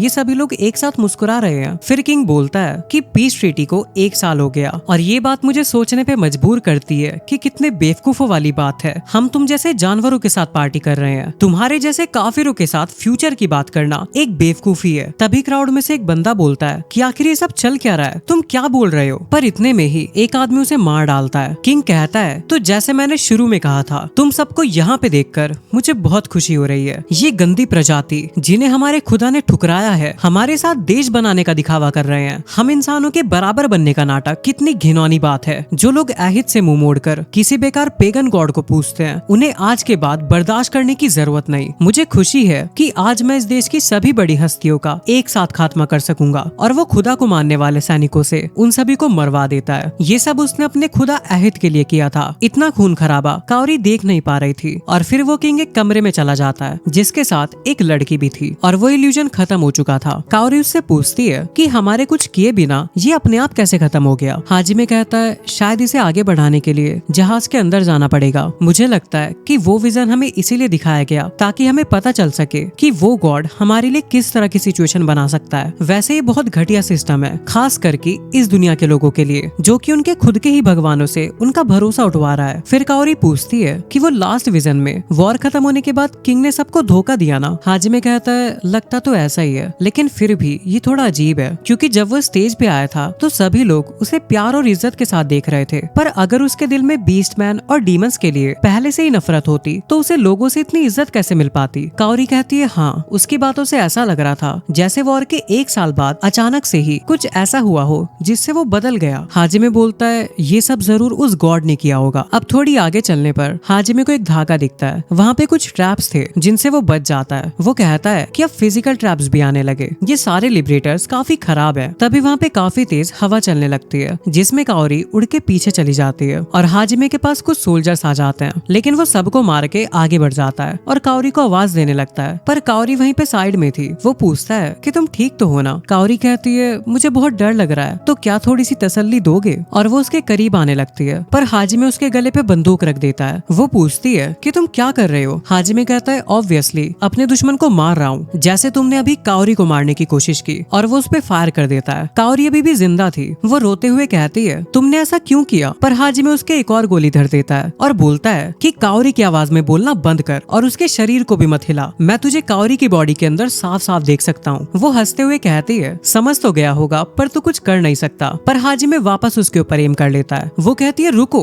तुम क्या कर रहे हो? ये औरत तुम्हारी है ना, इसे दर्द दोगे क्या? हाजिमे कहता है, चुप कर, मेरे मैजिक बुलेट से काउरी के शरीर को कुछ नहीं होगा, सिर्फ तुझे दर्द होगा, तू जो उसके अंदर बैठी है। वो कहती है, अगर तुमने मुझे डिस्ट्रॉय किया तो मैं इसे भी खत्म कर दूंगी, क्या तुम यही चाहते हो? पर हाजिमे फिर उसके मुंह पे धर देता है। वो कहती है, पागल हो गए हो क्या तुम्हें इस औरत से बिल्कुल भी प्यार नहीं? हाजिमे कहता है, अगर मैं रुक भी गया तो भी तू काउरी के शरीर को वापस नहीं देगी, और तूने खुद ही कह दिया कि अगर मैं तुझे डिस्ट्रॉय करूं तो काउरी की सोल को कुछ नहीं होगा, और इसीलिए मुझे बस अब तुझे इतना टॉर्चर करना है कि तू खुद ही निकल जाए। मैं तुझे जिंदा ही रखूंगा, बस दर्द पे दर्द दूंगा, तू हर तरह का दर्द महसूस करेगी, लेकिन तुझे मरने नहीं दूंगा। तूने उसे चोट पहुंचाने की कोशिश की है जो मेरे लिए इम्पोर्टेंट है। अब हाजिमे काफी ज्यादा गुस्से में आ चुका था। वो उसे मारने ही वाला था, पर उससे पहले काउरी अपने मैजिक से उसकी आत्मा को मुक्ति दे देती है। हाजिमे थोड़ा करीब होके चेक करता है कि शायद वो चीज चली गई। जब काउरी को होश आता है तो वो हाजिमे को अपने इतने करीब देख के उसे किस करने लगती है। वो पूछता है कि क्या कर रही हो? वो कहती है, ये तुम्हारे सवाल का जवाब है कि आखिर मैं तुम्हारे साथ क्यों आई थी, क्योंकि मैं तुमसे प्यार करती हूँ हाजिमे, और इसीलिए मैं तुम्हारे साथ ही रहना चाहती हूँ। हाजिमे उसे समझाता है, पर इससे तुम्हें तकलीफ ही होगी, क्योंकि तुम यूई को इस रिश्ते के बीच बर्दाश्त नहीं करना चाहती। वो कहती है, हाँ, मैं चाहती हूँ कि तुम सिर्फ मेरे ही रहो, सिर्फ मैं ही तुम्हारी स्पेशल बन के रहना चाहती हूँ, वरना मुझे यूई से जलन होगी कि मैं उससे नीचे हूँ। मैं जानती हूँ कि ये सब देख के मुझे दर्द होगा, पर अगर इस वक्त मैं पीछे हट गई तो पूरी जिंदगी भर पछताऊंगी, और इसीलिए मैं तुम्हारे साथ ही रहूंगी। हाजिमे कहता है, अगर तुम यही चाहती हो तो मैं इस बारे में कुछ नहीं कहूंगा। अब वहाँ से जाते हुए काउरी हाजिमे से कहती है कि जो बात तुमने उसे धमकाते वक्त बोली थी वो दोबारा बोलो ना। वो उस चीज की बात कर रही थी जब हाजिमे ने उसे स्पेशल बोला था। हाजिमे कहता है, मुझे तो ऐसा कुछ याद नहीं। अब वो टेलीपोर्ट होके एक जगह पे पहुंचते हैं जहाँ हाजिमे मैजिक सर्कल देख के हैरान था। वो कहता है कि डंजन इतनी जल्दी खत्म हो गया। काउरी पूछती है, क्यों, कोई प्रॉब्लम है क्या? वो कहता है, नहीं, बस हम बाकी लैबिरिंथ के मुकाबले यहाँ पे काफी आसानी से पहुँच गए। पर काओरी कहती है कि ये मुश्किल ही था, खासकर उनके लिए जो इसी दुनिया में बड़े हुए हैं, क्योंकि वो लोग अपने खुदा में काफी विश्वास रखते हैं। अगर वो अपने गॉड की हकीकत देख लेते तो उनका दिल टूट जाता। इतने में वहाँ यूई और बाकी लोग भी आ जाते हैं। हाजिमे पूछता है, तुम सबके साथ सब कुछ ठीक रहा ना? तो यूई हाँ बोलती है और पूछती है कि काओरी को चोट लगी है क्या? टियो कहती है, तुम जख्मी कैसे हो गई? तुम्हारे हीलिंग मैजिक का क्या हुआ? काओरी बोलती है कि मैं तो बिल्कुल ठीक हूँ, पूछने के लिए शुक्रिया। हाजिमे कहता है, अगर तुम खुद चल सकती हो तो मुझे पहले ही बता देना चाहिए था। वो कहती है, मैं तो शुरुआत से ही चल सकती थी, बस ऐसे ही मजे ले रही थी। अब टियो हाजिमे से पूछने लगती है कि आप और काओरी वहाँ पे प्यार मोहब्बत कर रहे थे क्या? ये सुन के हाजिमे उसे खुराक दे देता है। फिर यूई पूछती है कि बताओ एग्जैक्टली वहाँ पे हुआ क्या? काओरी कहती है, बस हाजिमे को किस किया। शिया पूछती है कि स्टार्टिंग किसने की? वो कहती है, मैंने, क्योंकि हाजिमे मेरे खातिर काफी गुस्सा हो गया था, इसलिए मैं खुद को रोक ही नहीं पाई। यूई बोलती है कि मुझे लगा था तुम भाग जाओगी। वो कहती है, हाँ, हाजिमे ने भी मुझे वही सजेस्ट किया था, पर मेरा यहाँ आना ही तुम्हारे लिए चुनौती थी। जब मैंने उसको खुद से थोड़ा दूर जाते हुए देखा तो मैं थोड़ा उदास हो गई थी। यूई कहती है, तो फिर हार मान लेती ना? काओरी बोलती है, क्यों, मुझसे डर लग रहा है क्या? वो कहती है, गलत फहमी मत पालो। काओरी बोलती है कि अब मुझे पता है कि मैं हाजिमे के लिए इम्पोर्टेंट हूँ और इसीलिए अब मैं और भी ज्यादा स्पेशल बनने का ट्राई करूंगी। यूई इस बात को एक चैलेंज की तरह एक्सेप्ट करती है। अब वो लोग मैजिक सर्कल पे खड़े होते हैं। यूई बताती है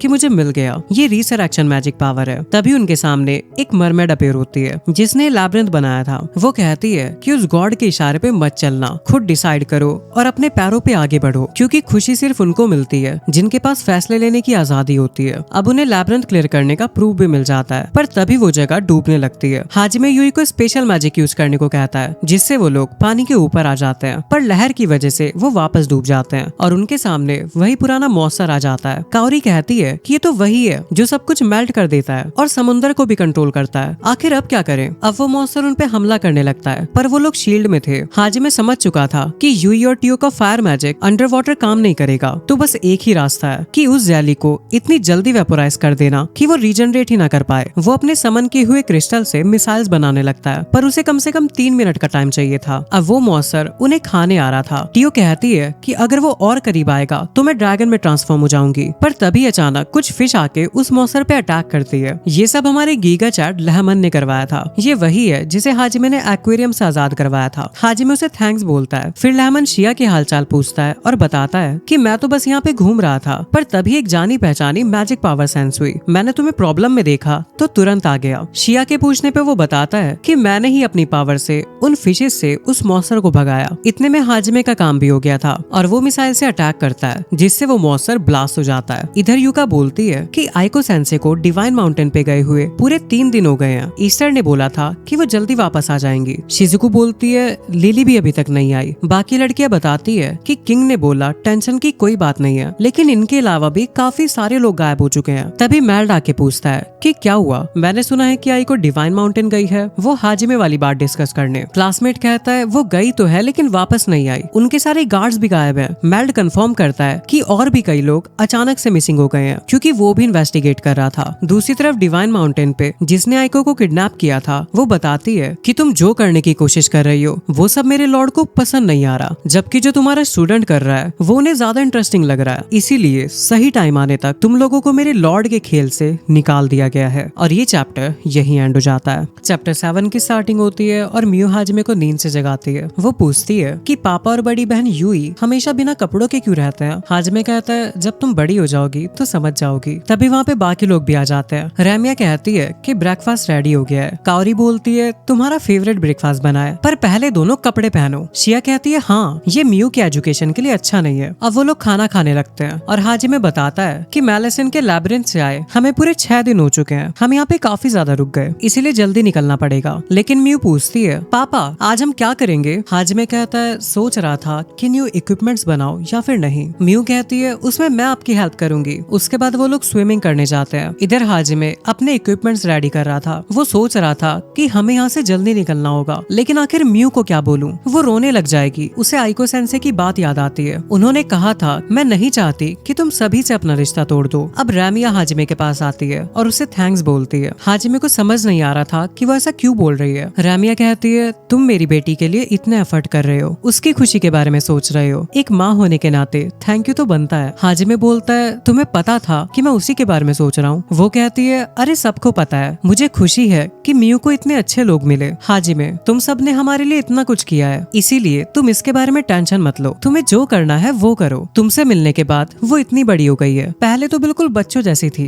अब वो अपने से ज्यादा दूसरों के बारे में सोचने लगी है। ये बात उसे भी पता है कि तुम लोगों को जाना है, पर वो अभी छोटी है, इसलिए तुम्हारे सामने बच्ची बन जाती है। पर फिर भी उसने कभी तुमसे ये नहीं कहा कि मत जाओ। वो समझ गई है कि वो तुम्हें रोक नहीं सकती। हाजिमे बोलता है, एक बच्ची को मेरी वजह से इतनी टेंशन नहीं होनी चाहिए, इसीलिए कल सुबह मैं उसे क्लियरली बोल दूंगा कि हम लोग जा रहे हैं। रामिया सजेस्ट करती है, तो फिर आज रात फेयरवेल पार्टी करते हैं, मैं काफी सारा खाना बनाऊंगी, और वो भी इस पे राजी करता है। अब रामिया उसे डार्लिंग बोलने लगती है। हाजिमे कहता है, प्लीज ये मत बोलो। तभी वहाँ यूई आके कहती है, रामिया तुम में कुछ ज्यादा ही हिम्मत नहीं आ गई? अब शाम को मियू हाजिमे से पूछती है कि क्या अब हम लोग दोबारा नहीं मिलेंगे, और मुझसे दूर रहने के बाद भी आप हमेशा मेरे पापा रहोगे ना? हाजिमे कहता है, अगर तुम यही चाहती हो तो जरूर। मियू बोलती है, तो फिर ठीक है, जब आपकी ट्रिप खत्म हो जाएगी तो मैं आपको लेने आऊंगी। हाजिमे उसे समझाने की कोशिश करता है कि मैं बहुत दूर जा रहा हूँ, क्योंकि वो अपनी दुनिया में वापस जाने की बात कर रहा था। वो कहती है, पर अगर आप जा सकते हो तो मैं भी जा सकती हूँ, आखिर मैं आपकी बेटी जो हूँ। हाजिमे कहता है, चलो ठीक है, मेरा इंतजार करना, मैं प्रॉमिस करता हूँ कि जब सब खत्म हो जाएगा तो मैं तुम्हें वापस लेने आऊंगा और अपने साथ ले जाऊंगा। फिर तुम मेरा होम टाउन देखना, जहाँ पे मैं बड़ा हुआ था। ये सुन के वो खुश हो जाती है। वो कहता है कि तब तक तुम अपनी मम्मी के साथ वेट करो और कोई भी डेंजरस चीज मत करना, मम्मी की बात मानना और घर में हेल्प करना। मियू हाँ करती है और पूछती है, मम्मी का क्या होगा, वो भी साथ आ सकती है ना? रामिया बोलती है, कहीं तुम मुझे छोड़ के जाने का तो नहीं सोच रहे? हाजिमे बताता है कि जहाँ से मैं हूँ वो दुनिया बिल्कुल अलग है। रामिया कहती है, तो क्या हुआ, मैं अपनी बेटी और हस्बैंड के साथ क्यों नहीं जाऊंगी? ये सुन के सारी लड़कियां शॉक हो जाती है। अब यूई पूछती है, क्या तुम उसे साथ ले जा रहे हो? वो पूछता है, क्या तुम इसके अगेंस्ट हो? यूई कहती है, अगर तुमने डिसाइड कर लिया तो फिर ठीक है। शिया बोलती है, वैसे थोड़ा अनएक्सपेक्टेड था। काओरी कहती है, हाँ मैंने तो सोचा था कि तुम उसे गुड बाय कह दोगे। टियो कहती है, शायद आप मियू से मिलके थोड़ा चेंज हो गए हो मास्टर। यूई बोलती है, वैसे अगर तुम्हें घर जाने का तरीका मिल भी गया तो ऐसा जरूरी नहीं है कि तुम जब चाहे तब उसका इस्तेमाल कर पाओ। वो कहता है, हाँ पर इसके लिए मुझे जो भी करना पड़ेगा मैं करूंगा। हर हाल में मियू के पास वापस आऊंगा और उसे जापान दिखाऊंगा। अगर मैं मियू के बिना दूसरी दुनिया में गया तो यहाँ पे वापस आने के लिए जो भी करना पड़ेगा वो करूंगा। हम कोई ऐसा रास्ता जरूर निकाल लेंगे जिससे इस दुनिया में जब चाहे तब आ सके। अब उसके पास मियू आती है और बताती है कि डिनर रेडी हो चुका है। फिर अगले दिन वो जाने लगते हैं और मियू उन सबको एक गुड लक चार्म देती है। वो उसके लिए शुक्रिया अदा करते हैं और वहाँ से चले जाते हैं। इधर किंगडम में प्रिंसेस लिलियाना छुप के वहाँ से भाग रही थी क्योंकि उसने आइको को किडनैप होते हुए देखा था। वहीं किंग यानी उसके फादर भी काफी अजीब सा बिहेव कर रहे थे। वो कहती है कि यहाँ पे ऐसा कोई नहीं है जिसके ऊपर मैं भरोसा कर सकूं। फिर हम देखते हैं कि किसी ने सोल्जर्स को कंट्रोल करके एक फौज खड़ी कर रखी है। वो लड़की एक्साइटेड थी क्योंकि उसकी सारी तैयारियां पूरी हो चुकी है और डाइसुके भी उस लड़की के साथ मिला हुआ था। इधर आइको जेल में चिल्ला रही थी कि मुझे लॉक करके मेरे स्टूडेंट्स के साथ क्या करने की कोशिश कर रहे हो। वो नन कहती है, सब कुछ उन्हीं के हिसाब से होगा, तो उनके खेल से बाहर हो चुकी है, इसलिए जानने की कोई जरूरत नहीं। अब आइको हाजिमे को याद करने लगती है। वो नन बोलती है, अगर हिम्मत है तो आजा, ये तेरा अंत होगा। इधर फ्रेड बोलता है कि हमारे डीमन लॉर्ड ने, जो कि खुद गॉड की आवाज है, ये फैसला किया है कि हम काफिरों को खत्म कर देंगे, उन्हें हमारी ताकत का एहसास कराएंगे। जो नॉर्थ ईस्ट कॉन्टिनेंट को कंट्रोल करने का दिखावा करते हैं उन्हें उनकी औकात दिखा देंगे। और वो अपनी ड्रैगन आर्मी और मौसर की आर्मी को लेके वहाँ से निकल पड़ता है। इधर मेल्ड सोच रहा था कि ये जो कासल में वॉइड फैल रहा है जिससे नाइट्स और सोल्जर सुस्त बनते जा रहे हैं, आखिर ये है क्या? जॉस उसे रिपोर्ट देता है कि आर्मी के एक बड़े हिस्से के साथ लीडर और ऑफिसर्स के अंदर भी ये वॉइड का असर दिख रहा है, मतलब उनकी आर्मी के पूरे 30% लोग। जॉस पूछता है, आखिर ये है क्या? क्या ये सच में कोई अटैक है या फिर सभी लोग बस अनफोकस्ड हो गए हैं? मेल्ड उसे इन सब चीजों को काफी सीरियसली लेने को कहता है और सतर्क करता है कि ये चीज तुम पे भी असर कर सकती है। जॉस उससे किंग के हालात पूछता है। मेल्ड बताता है कि किंग के अंदर अभी वॉइड के साइन नहीं दिख रहे, बल्कि वो तो पहले से भी ज्यादा जोश में आ गए हैं ताकि वो डीमंस को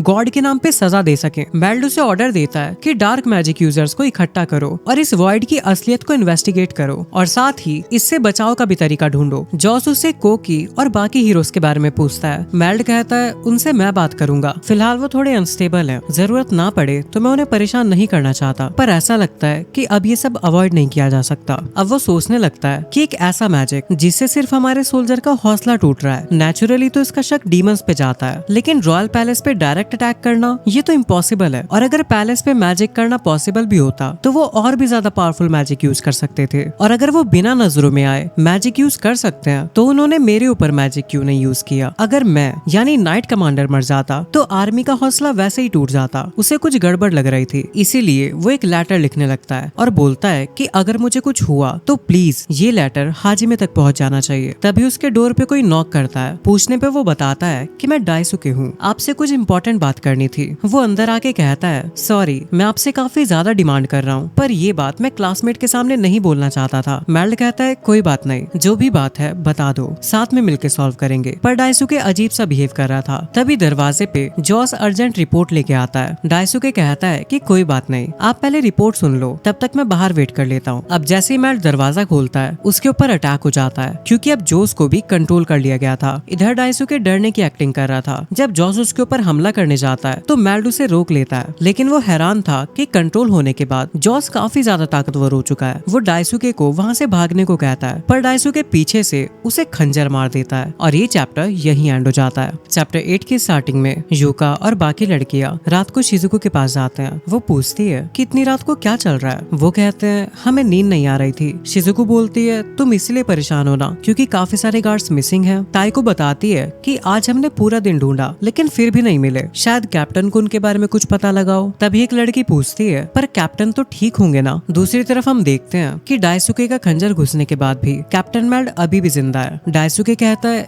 ये काफी जानलेवा घाव था, आखिर तुम बचे कैसे। अब वो उनके ऊपर वापस से हमला करने जा रहा था, लेकिन मेल्ड एक भवंडर वाला स्पेल कास्ट करके उन सबको उड़ा देता है। जब वो वहाँ से जाने की कोशिश करता है तो गार्ड्स उसे रोक लेते हैं। मेल्ड उनसे लड़ने लगता है। डाइसुके उस पे स्पेल कास्ट करने ही वाला था, लेकिन मेल्ड उसे धक्का दे देता है। फिर वो उन पे विंड मैजिक से अटैक करता है और मार के बेहोश कर देता है। डाइसुके फ्रस्ट्रेटेड होके बोलता है कि साला वाइस कैप्टन को काबू करने में इतनी मेहनत लगी लेकिन उसका कोई भी फायदा नहीं हुआ। मैंने सोचा था कि तू इस दुनिया का बस एक मामूली इंसान है, ना कि कोई मॉन्स्टर। मेल्ड कहता है अरे इतनी तारीफ मत करो, मैं इसके काबिल नहीं, मुझे बस हैंड टू हैंड कॉम्बैट में काफी अच्छा एक्सपीरियंस है। अब वो नाइट्स वापस खड़े हो जाते हैं। डाइसुके कहता है कि तुम्हारी कोशिश बेकार है क्योंकि इन्हें मौत भी नहीं रोक सकती। मेल्ड पूछता है कि आखिर तूने किया क्या है। अब वो चारों तरफ से घिर चुका था और सोच रहा था कि यहाँ पे इतना हंगामा मचा हुआ है लेकिन फिर भी कोई हेल्प करने क्यों नहीं आया। डाइसुके कहता है हार मान लो और मर जाओ कैप्टन मेल्ड। तभी कैप्टन खिड़की से बाहर कूद जाता है, लेकिन उसके पीछे कोई नहीं आता। तभी उसे एक लड़की की आवाज आती है कि किंग और नाइट्स सबका काम आधा अधूरा है। खैर ये लोग हैं तो इंसान ही, इसलिए लगता है मुझे ही हाथ बटाना पड़ेगा और यही लॉर्ड एहित की विश है। मेल्ड को पता था कि अब उसके बचने के चांसेस बहुत कम है, इसलिए वो सब कुछ हाजिमे पे छोड़ देता है और अब काफी तेज रोशनी चमकती है जिसके साथ मेल्ड का खेल खत्म हो चुका था। और हम उन लेटर्स को देखते हैं जो मेल्ड ने हाजिमे के लिए छोड़े थे। वो लड़की उसे उठा के कहती है मैं तुमसे काफी इम्प्रेस्ड हूँ कैप्टन, ये लेटर्स काफी स्मार्ट मूव था और हमारे लिए डेंजरस हो सकता था। फिर वो उस एंजल लड़की के बारे में पूछती है जो कि मेल्ड को मारने आई थी। डाइसुके बताता है कि वो चली गई है और हमारे काम को आधा अधूरा बोल रही थी। वो लड़की बताती है कि उसका यहाँ पे आना मेरे ही प्लान का हिस्सा था। लगता है मुझे सच में गॉड की ब्लेसिंग मिली है। आखिर ये गॉड कितना मतलबी हो सकता है। डाइसुके कहता है वैसे हमारी सबसे बड़ी प्रॉब्लम तो निपट चुकी है, अब बस शिजुको की नजर से बचना है। वो कहती है हाँ, किंग और चांसलर वो दोनों तो पहले ही पागल हो गए हैं और अब कैप्टन से भी छुटकारा मिल चुका है, इसलिए हमें कोई नहीं रोक सकता। हम उस फ्यूचर की तरफ बढ़ रहे हैं जो मैं चाहती हूँ। दूसरी तरफ हम हाजिमे को देखते हैं जो कहीं जा रहा था, लेकिन रास्ते में उन्हें कुछ लोग दिखते हैं जिनके ऊपर हमला हो रहा था। हाजिमे बताता है कि वहाँ पे 40 लुटेरे हैं और जिन पे हमला हो रहा है वो लोग केवल 15 हैं, लेकिन फिर भी टिके हुए हैं। मैं काफी इम्प्रेस्ड हूँ। उन्होंने एक बैरियर बना रखा है जिससे वो लुटेरे अंदर नहीं आ पा रहे और वो गार्ड्स अंदर से मैजिक अटैक कर रहे हैं, इसलिए वो लुटेरे कुछ भी नहीं कर पा रहे। शिया पूछती है अगर वो कुछ कर ही नहीं सकते तो फिर लुटेरे वापस क्यों नहीं चले जाते। हाजिमे बताता है कि इतना बड़ा बैरियर कोई भी ज्यादा देर तक नहीं बना के रख सकता, वो थोड़ी देर और अटैक करेंगे तो ये खत्म हो जाएगा। अब जैसे वो बैरियर टूटता है काओरी हाजिमे से उनकी हेल्प करने को कहती है और वो अपनी गाड़ी उनकी तरफ बढ़ा लेता है। फिर अपनी कार से गन निकाल के उन सबको मारने लगता है और काओरी से कहता है मैं इन सब पे कोई रहम नहीं दिखाऊंगा, इसलिए तुम जा सकती हो, ये तुम्हें डिस्टर्ब नहीं करेंगे। अब काओरी वहाँ जाके उन सोल्जर्स को हील करने लगती है। तभी एक लड़की आती है और उसे हक कर लेती है जो कि प्रिंसेस लिलियाना थी। काओरी कहती है मैंने तुम्हारे बैरियर को पहचान लिया था पर मुझे कोई आइडिया नहीं था कि तुम यहाँ पे होंगी, इसलिए श्योर नहीं थी। तभी पीछे से हाजिमे आता है और पूछता है क्या हीलिंग पूरी हो गई। अब लिलियाना उससे पूछती है कि तुम हाजिमे हो ना, हम काफी समय बाद मिल रहे हैं। शिजुको ने बताया था कि तुम जिंदा बच गए थे, तुम्हें सेफ देख के मुझे काफी खुशी मिली और जब तुम गए थे तब काओरी काफी ज्यादा टूट गई थी। काओरी कहती है अब ये सब मत शुरू करो, लिली कहती है, और मैंने तो काओरी के उस जिंदगी भर प्यार निभाने वाले वादे के बारे में भी सुना है, प्लीज मुझे बाद में फुल डिटेल्स में बता देना। हाजिमे बोलता है, हाँ पर तुम हो कौन? और बेचारी लिलियाना की झंड हो जाती है। काओरी उसे बताती है कि प्रिंसेस लिलियाना है, हेलिक किंगडम की प्रिंसेस, तुम्हें याद नहीं किया? फिर उसे याद आता है। लिलियाना रोते हुए कहती है, किसी के भूल जाने पर इतना दर्द होता है, मुझे पता नहीं था। काओरी कहती है, अरे रो मत, ये हाजिमे है ही अजीब, एक नॉर्मल इंसान तुम्हें कैसे भूल सकता है? हाजिमे कहता है, ओए तुम मेरी बेइज्जती कर रही हो क्या? वैसे प्रिंसेस यहाँ पे क्या कर रही है? लिलियाना बताती है कि आइको सेंसे किडनैप हो गई है। अब कार में जाते हुए वो बताती है कि कुछ दिनों से कासल में सब कुछ गलत लग रहा है। पापा का होली चर्च के लिए सपोर्ट हद से ज्यादा बढ़ता जा रहा है और लॉर्ड अहद की पूजा बिल्कुल पागलपन वाली हो गई है। पहले तो ऐसा लगा था कि शायद वो चर्च से अपना रिश्ता मजबूत कर रहे हैं, पर फिर भी दिल में कुछ गड़बड़ सी लग रही थी। फिर नाइट्स और सोल्जर्स सभी लोग लेजी और बीमार जैसे दिखने लगे। उनका हाजिमे को काफिर बोलना ये भी काफी सस्पिशियस था। तुमने जो यूआर टाउन और ग्रेट ऑर्कस लैब्रिन्थ में मदद की थी उस सब को भी इग्नोर कर दिया गया। आइको ने इस बात पे आपत्ति जताई, लेकिन वो सुनने को तैयार ही नहीं थे। मैंने भी पापा से बात की, पर वो भी सुनने को रेडी नहीं थे और मुझे दुश्मनों की तरह देखने लगे। मुझे डर लग रहा था तो मैं आइको से मिलने गई, पर वहाँ देखा कि डिवाइन माउंटेन की एक नन ने उन्हें किडनैप कर लिया। मुझे लगा कि इस सब के पीछे वो नन है। मैं किसी को ये सब बताना चाहती थी, पर मुझे पता था कि कासल के ऊपर जरूर किसी की नजर है, इसलिए तुम दोनों याद आए, काओरी और हाजिमे। शिजुको ने बताया कि तुम लोग वेस्ट गए हो और आगे की कहानी तो तुम्हें पता ही है। मैंने सोचा था कि पहले मैं ड्यूक ज़ेनज़ेन से हेल्प मांगूंगी, इसीलिए मैंने उस कारवा को ज्वाइन किया, पर सोचा नहीं था कि तुम लोगों से रास्ते में मिल लूंगी। पहले तो ये भी कह सकती थी कि ये सब गॉड की कृपा है, पर अब तो मुझे चर्च से भी डर लग रहा है। हाजिमे कहता है, सबसे पहले तो हमें टीचर को बचाना पड़ेगा। लिलियाना पूछती है, तुम ये करोगे? हाजिमे बोलता है, कोई गलत फहमी मत पालना, मैं ये किंगडम के लिए नहीं बल्कि आइको सेंसे के लिए कर रहा हूँ। वो मेरी वजह से किडनैप हुई है, मैं उन्हें ऐसे ही नहीं छोड़ सकता, पर हाँ उन्हें बचाते हुए अगर मुझे इन सब चीजों की जड़ का पता चलेगा तो मैं उसे जरूर खत्म कर दूंगा। लिलियाना उसका शुक्रिया अदा करती है। अब हाजिमे बताता है कि डिवाइन माउंटेन जहाँ पे वो सेंसे को लेके गए हैं वो भी एक ग्रेट लैब्रिन्थ में से एक है। तो चलो फिर देखते हैं कि वहाँ पे कौन सा गॉड सेज मैजिक मिलता है। जब वो रास्ते में जा रहे थे तभी कुछ डॉग जैसे मॉन्स्टर्स एक मैजिक सर्कल को एक्टिवेट करते हैं। इधर आइको उस नन की बात के बारे में सोच रही थी जिसने कहा था कि तुम्हारे स्टूडेंट्स कुछ करने वाले हैं, और वो किसी इर्रेगुलर को भी मारने की बात कर रही थी। इसका मतलब हाजिमे को, क्योंकि उसके पास स्पेशल पावर्स हैं, और वो हाजिमे का नाम लेके उस किस वाले इंसिडेंट को याद कर रही थी। तभी हाजिमे उसे जवाब देता है। थोड़ा इधर उधर देखने पर उसे पता लगता है कि हाजिमे उसे बचाने आया है। वो शॉक थी कि आखिर वो डिवाइन माउंटेन के टॉप फ्लोर पे कर क्या रहा है। हाजिमे बाहर अपने आर्टिफैक्ट पे खड़ा हुआ था। फिर वो ट्रैप्स वगैरह चेक करके अपनी पावर से वहाँ पे रास्ता बना देता है। वो पूछता है कि आखिर आप इतनी सरप्राइज्ड क्यों हो? आपको तो शायद पता था ना कि मैं आ रहा हूँ, क्योंकि मैंने पूरी तरह से अपनी प्रेजेंस हाइड कर रखी थी, लेकिन फिर भी आप मेरा नाम चिल्ला रही थी। शायद आपने मुझे डिटेक्ट कर लिया था। अब आइको उससे पूछती है कि तुम यहाँ पे क्यों आए हो? वो कहता है, ऑब्वियसली आपको बचाने के लिए। वो बोलती है, मेरे लिए? और वापस अजीब सा बिहेव करने लगती है। वो सोच रहा था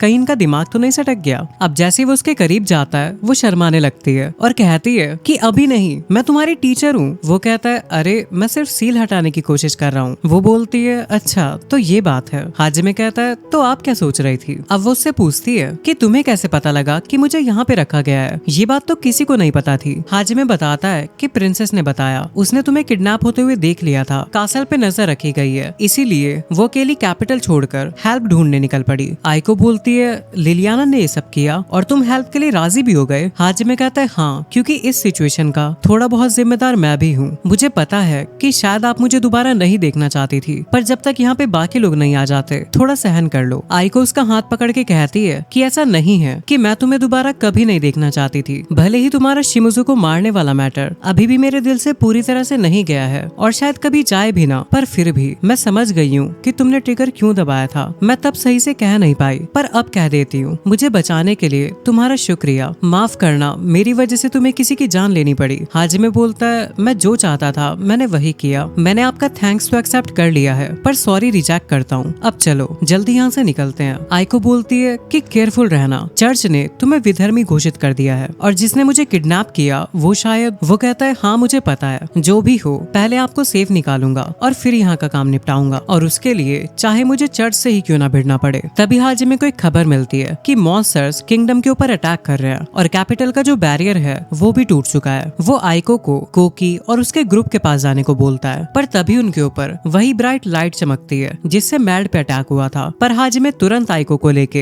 हवा में आ जाता है और वो जिस बिल्डिंग में थे वो पूरी डिसइंटीग्रेट हो जाती है। तभी वो लड़की जिसका नाम नॉइंट है वो उसके सामने आती है और बोलती है कि गॉड की दूत होने के नाते मैं गॉड के गेम से उन प्यादों को हटा दूंगी जिनकी जरूरत नहीं है। और ये एपिसोड यहीं पे एंड हो जाता है। चैप्टर 9 की स्टार्टिंग होती है और नॉइंट वही बात दोहराती है कि मैं गॉड के गेम से उन सभी फालतू प्यादों को हटा दूंगी। हाजिमे कहता है हिम्मत है तो कोशिश करके देख ले। गॉड की पपेट दूसरी तरफ कासल में लिलियाना और बाकी लोग शिजुको के रूम में जा रहे थे, पर तभी कासल का शीशा टूट जाता है। बाहर देखने पर उन्हें पता लगता है कि कासल का बैरियर टूट चुका है। लिलियाना परेशान थी क्योंकि इसकी वजह से कोई भी दुश्मन आराम से अंदर आ सकता है। तभी उसके पास टियो को कॉल आता है। यूई के पूछने पे वो बताती है कि मॉन्स्टर की एक बहुत बड़ी आर्मी कैपिटल से 1 किलोमीटर दूर साउथ में इकट्ठा हो रखी है और वो पहले वाला व्हाइट ड्रैगन भी आ गया है। ये बैरियर उसी के ब्रेथ ने तोड़ा। लिलियाना हैरान थी कि आखिर दुश्मन यहाँ तक कैसे पहुँच सकते हैं, आखिर बॉर्डर के सैनिक क्या कर रहे हैं। यूई समझाती है कि उन्होंने स्पेशल मैजिक का यूज किया होगा, वो जो टेलीपोर्टेशन की तरह काम करता है। लिलियाना कहती है कि चलो जल्दी शिजुको के पास चलते हैं, पर यूई मना करते हुए कहती है कि हमें यहाँ से अलग हो जाना चाहिए, तुम आगे बढ़ो। लिलियाना इसकी वजह पूछती है तो वो बताती है कि जो डीमन उस व्हाइट ड्रैगन पे था उसने हाजिमे को चोट पहुंचाई थी, इसीलिए मैं उसको इतना मारूंगी कि वो रोने लगेगा। साथ में शिया भी उसकी धुलाई करना चाहती थी, इसलिए वो दोनों उस छिपकली और उसके मालिक को धोने निकल पड़ते हैं। अब वो डीमन आर्मी कासल तक पहुंच चुकी थी और सारे मॉन्स्टर एक एक करके कासल की दीवार को तोड़ने लगते हैं। वहीं ड्रैगन्स अंदर घुस चुके थे। टियो सोच रही थी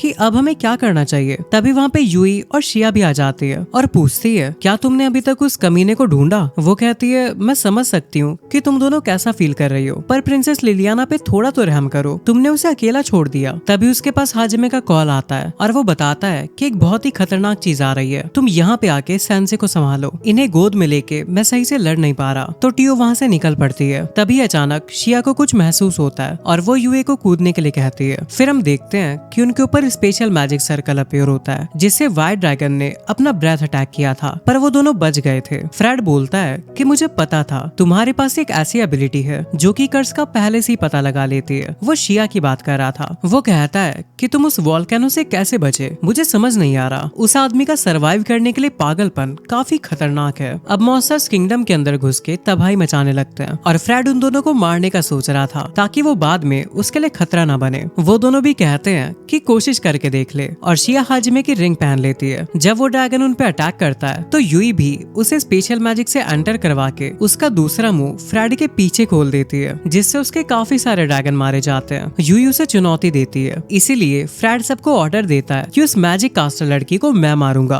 और वाइस कमांडर और बाकी लोगों को शिया को मारने भेज देता है। मिखाइल शिया के ऊपर वाटर अटैक करता है जिससे वो डिफेंस कर लेती है, लेकिन इतने में वो उसे टक्कर मार देता है। वो यूई से कहती है कि हमें अलग अलग हो जाना चाहिए, इसलिए यूई स्पेशल मैजिक से उसे दूसरी जगह भेज देती है। अब मिखाइल शिया से कहता है कि तेरी हंसी देख के मुझे घिन आ रही है, मैं तेरे टुकड़े टुकड़े करके तेरे बॉयफ्रेंड के सामने फेंकूंगा। शिया उससे पूछती है क्या हम पहले कहीं मिल चुके हैं, क्योंकि मुझे समझ नहीं आ रहा कि तुम मेरे ऊपर इतना गुस्सा क्यों दिखा रहे हो। मिखाइल उसे याद दिलाता है कि वो लाल बालों वाली डीमन जिसका तुमने ऑर्कस लैब्रिंथ में कत्ल किया था, वो मेरी होने वाली बीवी थी कैटलिया। वो इतनी प्यारी और स्मार्ट थी, हमेशा हमारे देश के बारे में सोचती थी। शिया कहती है मुझे इन सब से कोई फर्क नहीं पड़ता, और अगर तुम लोग मरना नहीं चाहते तो फिर लड़ाई ही क्यों करते हो। वैसे भी उसने खुद हमारे ऊपर हमला किया था। हाजिमे ने तो बोला था कि अगर वो मरना नहीं चाहती तो वहाँ से भाग जाए। तुम्हारा हमसे नफरत करना स्वाभाविक है, पर जिन लोगों को मैं मारने वाली होती हूँ उनका रोना धोना सुनने में मुझे कोई दिलचस्पी नहीं। और वैसे भी तुम कौन सा किसी को मारने से पहले उसकी जिंदगी के बारे में पूछते होंगे। तभी वो गुस्से में उसके ऊपर अटैक करवा देता है, पर शिया उनसे बच जाती है और अपने हथौड़े से 2 डीमंस पे हमला कर देती है। उनका लीडर सोल्जर से कहता है कि क्लोज फाइट मत करो, दूर से अटैक करो मैजिक और स्टोन नीडल से। तभी शिया चैन वाला वेपन समन करती है और उन्हें दूर से ही मारने लगती है। अब मिखाइल अपने सोल्जर को उसकी चेन की रेंज से दूर रह के हमला करने को बोलता है। शिया अपने हथौड़े को घुमा के उनके अटैक से डिफेंस कर लेती है। इतने में ही मिखाइल उस पे साइड से हमला करने की कोशिश करता है, पर शिया बॉल से उसके ऊपर हमला करती है जिससे मिखाइल दूर गिरने लगता है। तभी वो उसके ऊपर नीडल अटैक भी कर देता है जिससे शिया पत्थर की होने लगती है। शिया बोलती है हाँ मुझसे थोड़ी सी गलती तो हो गई, पर मेरे पास इसका सॉल्यूशन है, और वो अपने रिस्टोरेशन मैजिक से ठीक हो जाती है और उन सबको वापस से पीटने लगती है। अब मिखाइल उसके ऊपर लाइटनिंग अटैक करवाता है जिससे वो डॉज कर लेती है और उसके ड्रैगन को अपनी चेन से बांध के नीचे गिरा देती है। मिखाइल उससे कहता है कि तुम एक मॉन्स्टर हो। ये बात सुन के शिया खुश हो जाती है कि चलो कम से कम मैं इतनी स्ट्रॉन्ग तो हो गई कि लोग मुझे मॉन्स्टर बुलाएं। इधर फ्रेड अपनी ड्रैगन ब्रेथ से अटैक करवाता है, पर यूई उन्हें अपने मैजिक बॉल्स में अब्सॉर्ब कर लेती है और उसके ऊपर लाइटनिंग ड्रैगन अटैक करती है। पर नीचे से टर्टल मॉन्स्टर उन अटैक्स को अपनी तरफ खींच के उसे निगल लेता है और वही अटैक उसके ऊपर वापस लौटा देता है। यूई उससे बच जाती है। फ्रेड कहता है कि मुझे तुम्हारे उस अजीब से लाइटनिंग मैजिक के बारे में पता था, इसलिए जब तक मेरे पास अब्सॉर्ब करने वाले मॉन्स्टर है तुम्हारा मैजिक कुछ नहीं कर सकता। तभी यूई आसमान में 5 हेवनली ड्रैगन्स को अपेयर कर देती है और बोलती है कि तुझे क्या लगता है तू मेरा मैजिक नलिफाई करेगा, अपनी औकात में रह। और यूई का ड्रैगन एक ही अटैक से उस टर्टल को खत्म कर देता है और बाकी के ड्रैगन्स भी आइस, वैनम और विंड से अटैक करने लगते हैं। अब फ्रेड भी वॉइड फिशर नाम का एक काफी पावरफुल स्पेल कास्ट करता है जिससे यूई का सारा मैजिक डिसअपेयर हो जाता है और वहाँ एक काफी खतरनाक ब्लास्ट होता है जिससे उसके खुद के भी काफी ड्रैगन मारे जाते हैं। पर यूई को उससे ज्यादा फर्क नहीं पड़ा था, पर वो उसके एज ऑफ गॉड मैजिक की तारीफ करती है और कहती है कि वो काफी स्ट्रॉन्ग है। इतने में ही व्हाइट ड्रैगन यूई के पेट में अपना सिंग घुसा देता है। फ्रेड को लगा था कि वो मर गई, पर यूई स्माइल करती है। वो अपने आप को तो हील करती ही है, साथ में उनके ऊपर रिवाइवल रिवर्स कर देती है। मतलब उस ड्रैगन और फ्रेड के जो पुराने घाव थे जो कि हील हो चुके थे उन्हें वापस अपेयर कर देती है और पूछती है ये घाव तुम्हें हाजिमे ने दिए थे ना, दर्द हो रहा है क्या? वो शौक था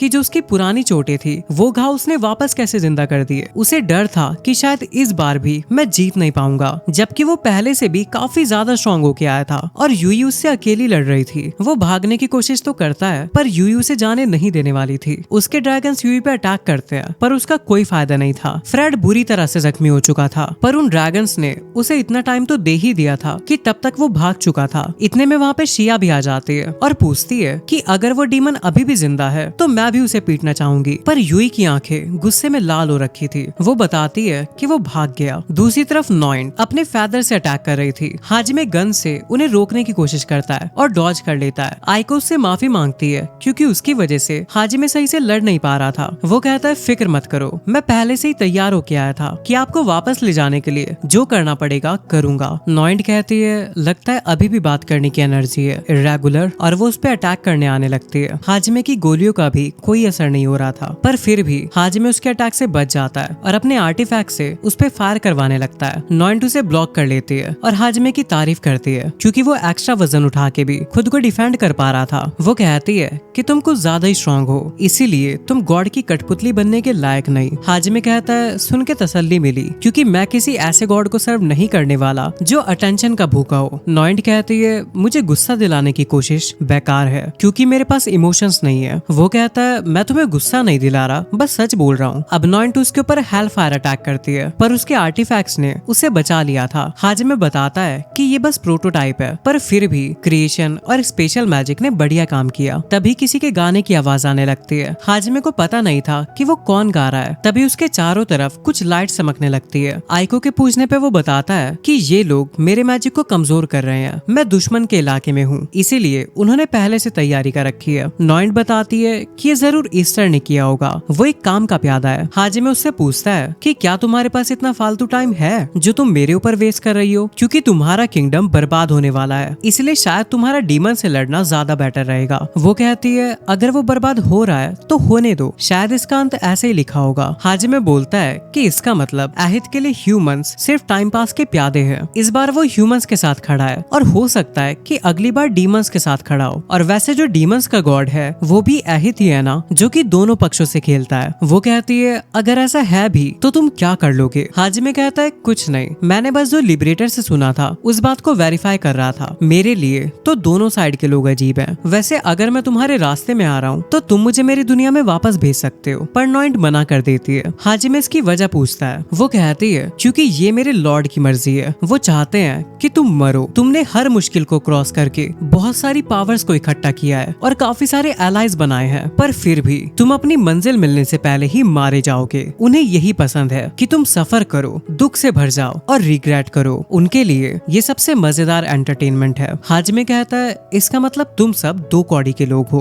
अब नॉइंट वापस उस पर अटैक करती है जिससे उसका बैरियर टूट जाता है। इतने में वहाँ पे टीओ आ चुकी थी जो अपने ब्रेथ अटैक से नॉइंट को दूर फेंक के मारती है। हाजिमे कहता है सही टाइम पे आई हो, और वो नॉइंट के वापस आने से पहले आइको को वहाँ से भेज देता है और ये चैप्टर यहीं एंड हो जाता है। चैप्टर 10 की स्टार्टिंग होती है और टीओ आइको से कहती है मैं समझ रही हूँ कि आप मास्टर मास्टर के लिए परेशान हो, पर मुझे जल्दी करनी पड़ेगी। पहले आपको ड्रॉप करना है, फिर उन कमीनों को हैंडल करने जाऊंगी और उन्हें मास्टर के रास्ते में बिल्कुल नहीं आने दूंगी। आइको कहती है प्लीज मुझे भी हेल्प करने दो। शायद दिखता नहीं, पर मेरी मैजिक पावर भी एक्चुअली कोकी जैसी है, यानी हीरो के लेवल की। भले ही मुझे लड़ने का एक्सपीरियंस नहीं, पर कम से कम बैकअप तो दे ही सकती हूँ। फिर वो अपना खून निकाल के हाथ पे कुछ सिंबल बनाती है और बोलती है कि सच कहूँ तो मुझे लोगों से लड़ने में डर लगता है, पर अब कोई और ऑप्शन नहीं है। सिर्फ आदर्शवादी बनने से काम नहीं चलेगा, मुझे सबको जिंदा रखना है और वापस जापान लेके जाना है, इसीलिए मैं इस समय भाग नहीं सकती। टियो बोलती है अगर इतना पक्का डिसीजन ले लिया है तो फिर ठीक है, मास्टर आपके फैसले के बीच क्यों ही आएंगे, चलो साथ में उन लोगों को तबाह करते हैं। इधर नॉइंट हाजिमे पे फायर अटैक करती है, पर वो उससे बच जाता है। हाजिमे उसका ऑरा देख के अंदाजा लगाता है कि वो शायद लिमिट ब्रेक मैजिक यूज कर रही है। जब वो ऊपर उड़ती है तो हाजिमे उस पर मशीन गन से फायर करता है, पर वो उससे बच जाती है और अपने फेदर से अटैक करती है। हाजिमे बुलेट से उन्हें डिस्ट्रॉय कर देता है और दूसरी गन से फायर करने लगता है, लेकिन वो पंखों से डिफेंस कर लेती है। तभी हाजिमे उसके सामने आके फायर करता है, पर वो गायब होके दूसरी जगह पहुंच जाती है। फिर हाजिमे अपने क्रॉस बिट्स उसके पीछे भेजता है जो उस पे फायर करने लगते हैं, पर वो उनसे बचते हुए उन्हें तबाह कर देती है और हाजिमे की तरफ आने लगती है। जैसे वो फायर करता है वो गायब होके उसके पीछे पहुंच जाती है और अपनी तलवार से उसकी गन को काट डालती है, जिससे एक ब्लास्ट हो जाता है। पर हाजिमे ने भी अपनी लिमिट ब्रेक एबिलिटी एक्टिवेट कर ली थी और वो नॉइंट के अटैक से बच के अटैक करता है, जिससे वो दूर चली जाती है। हाजिमे को समझ नहीं आ रहा था कि आखिर उसकी मैजिक पावर खत्म क्यों नहीं होने में आ रही। फिर वो वापस से लड़ने लगते हैं, जिसमें हाजिमे के चेहरे पे एक कट लग जाता है। वो सोच रहा था कि मेरी लिमिट ब्रेक का तो एक टाइम लिमिट है, आखिर अब क्या करूं। तभी वो डीमन आई से उसके मैजिक कोर का पता लगाता है और वापस अटैक करने लगता है। वो बचते हुए उसके ऊपर अटैक करती है, पर हाजिमे उसकी दोनों तलवारों को रोक लेता है। पर तभी नॉइंट उसकी छाती चीर डालती है, लेकिन साथ ही उसकी तलवार भी टूटने वाली थी। ये देख के वो उसे चारों तरफ से क्रॉस बिट से घेर लेता है, जिनकी फायर से वहाँ पे एक बहुत बड़ा धमाका होता है। नॉइंट पूछती है क्या तुम मुझे अपने साथ लेके मरना चाहते थे। वो कहता है फालतू मजाक मत कर, तू मेरी गर्लफ्रेंड जैसी हॉट नहीं है जो मैं तेरे साथ मरना चाहूंगा। फिर वो कुछ रिंग आर्टिफैक्ट समन करता है और उसकी तरफ फेंकता है, जिसे वो तलवार से दूर कर देती है और बोलती है इतना हल्का अटैक, तुम्हारे सारे ऑप्शन खत्म हो गए हैं क्या। तभी हाजिमे दो और रिंग्स में स्पेशल मैजिक एक्टिवेट करके फायर करना शुरू करता है, जो कि टेलीपोर्ट होके दूसरे रिंग से निकलने लगते हैं और इतने पास से अटैक होने की वजह से उसके स्वॉर्ड उसे झेल नहीं पाते और टूट जाते हैं। फिर वो उसे एनर्जी रोप्स में जकड़ लेता है, जिसे वो धीरे धीरे तोड़ने लगती है। पर तब तक हाजिमे ने अपना सबसे खतरनाक पायल बंकर आर्टिफैक्ट समन कर लिया था, जिससे वो उसके ऊपर हमला करता है, लेकिन नॉइंट अपने पंखों से उसे रोक लेती है। तभी हाजिमे उसे पूरा चार्ज करके उसकी रॉड फायर कर देता है, जिससे नॉइंट के पंख टूट जाते हैं। साथ ही उसका माना कोर भी डिस्ट्रॉय हो चुका था। नॉइंट हाजिमे की तारीफ करती है और नीचे गिर जाती है। तभी वहाँ पे एक ब्लास्ट होता है और हमें पता लगता है कि वो ब्लास्ट आइको और टियो ने किया था। हाजिमे आके पूछता है कि आखिर यहाँ पे हुआ क्या, और सेंसे आप अभी तक यहीं हो। टियो बताती है कि वो इंसिस्ट कर रही थी कि वो भी मेरी मदद करना चाहती है। वो कहता है चलो जो भी हो, तुम दोनों ठीक हो ये देख के अच्छा लगा। आइको कहती है मुझे भी खुशी है कि तुम भी ठीक हो। टियो बताती है कि एक पल के लिए तो मुझे ऐसा लगा था कि मैं मर ही जाऊंगी, लेकिन जिंदा बच गई। कहना पड़ेगा मास्टर, आपकी सेंसे से मैं काफी ज्यादा इम्प्रेस्ड हूँ। आइको को कुछ समझ नहीं आ रहा था। टियो समझाती है कि आपने मेरी ब्रेथ की पावर इतनी ज्यादा बूस्ट कर दी थी कि पूरी चर्च ही उड़ गई। ये सच में इम्प्रेसिव था। हाजिमे पूछता है सेंसे आखिर आपने एग्जैक्टली किया क्या। आइको कहती है जैसा तुम सोच रहे हो वैसा बिल्कुल नहीं है, मैंने ये सब जानबूझ के नहीं किया। वो तो बस चर्च का बैरियर काफी ज्यादा मजबूत था, इसलिए मैं सोच रही थी कि टियो की ब्रेथ को थोड़ा इम्प्रूव कर दूं, जिससे बस बैरियर टूट जाए। लेकिन हाजिमे कहता है समझ गया, आपने आपका farmer skill fermentation acceleration use किया, उससे मीथेन गैस बनाई जो कि काफी जल्दी आग पकड़ती है, और फिर टियो के पंखों की मदद से उस गैस को एक जगह इकट्ठा किया और बूम। टियो बताती है कि उस ब्लास्ट के साथ हम भी उड़ गए थे। बहुत दिनों बाद मैं मौत के इतने करीब से गुजरी हूँ। हाजिमे कहता है और ना सिर्फ तुमने बैरियर तोड़ा बल्कि पूरी चर्च ही उड़ा दी। टियो बोलती है कि इतना बढ़िया मेथड तो मैं पूरी जिंदगी नहीं सोच सकती थी। आइको बोलती है तुम जो सोच रही हो वैसा नहीं है, मुझे नहीं पता था कितना बड़ा एक्सप्लोड हो जाएगा। तभी उसे ध्यान आता है कि आखिर चर्च के अंदर जो लोग थे उनका क्या हुआ होगा। हाजिमे कहता है वो भी चर्च के साथ उड़ गए होंगे। टियो बोलती है ये एक सरप्राइज अटैक था और इतने बड़े एक्सप्लोजन से उनके बचने के चांस बहुत कम थे। आइको को इस बात से गहरा सदमा लगता है क्योंकि उसकी वजह से कई लोगों की जान चली गई और वो रोने लगती है। हाजिमे उसे हक करके शांत कराने की कोशिश करता है। तभी टियो बताती है कि वहाँ पे कोई है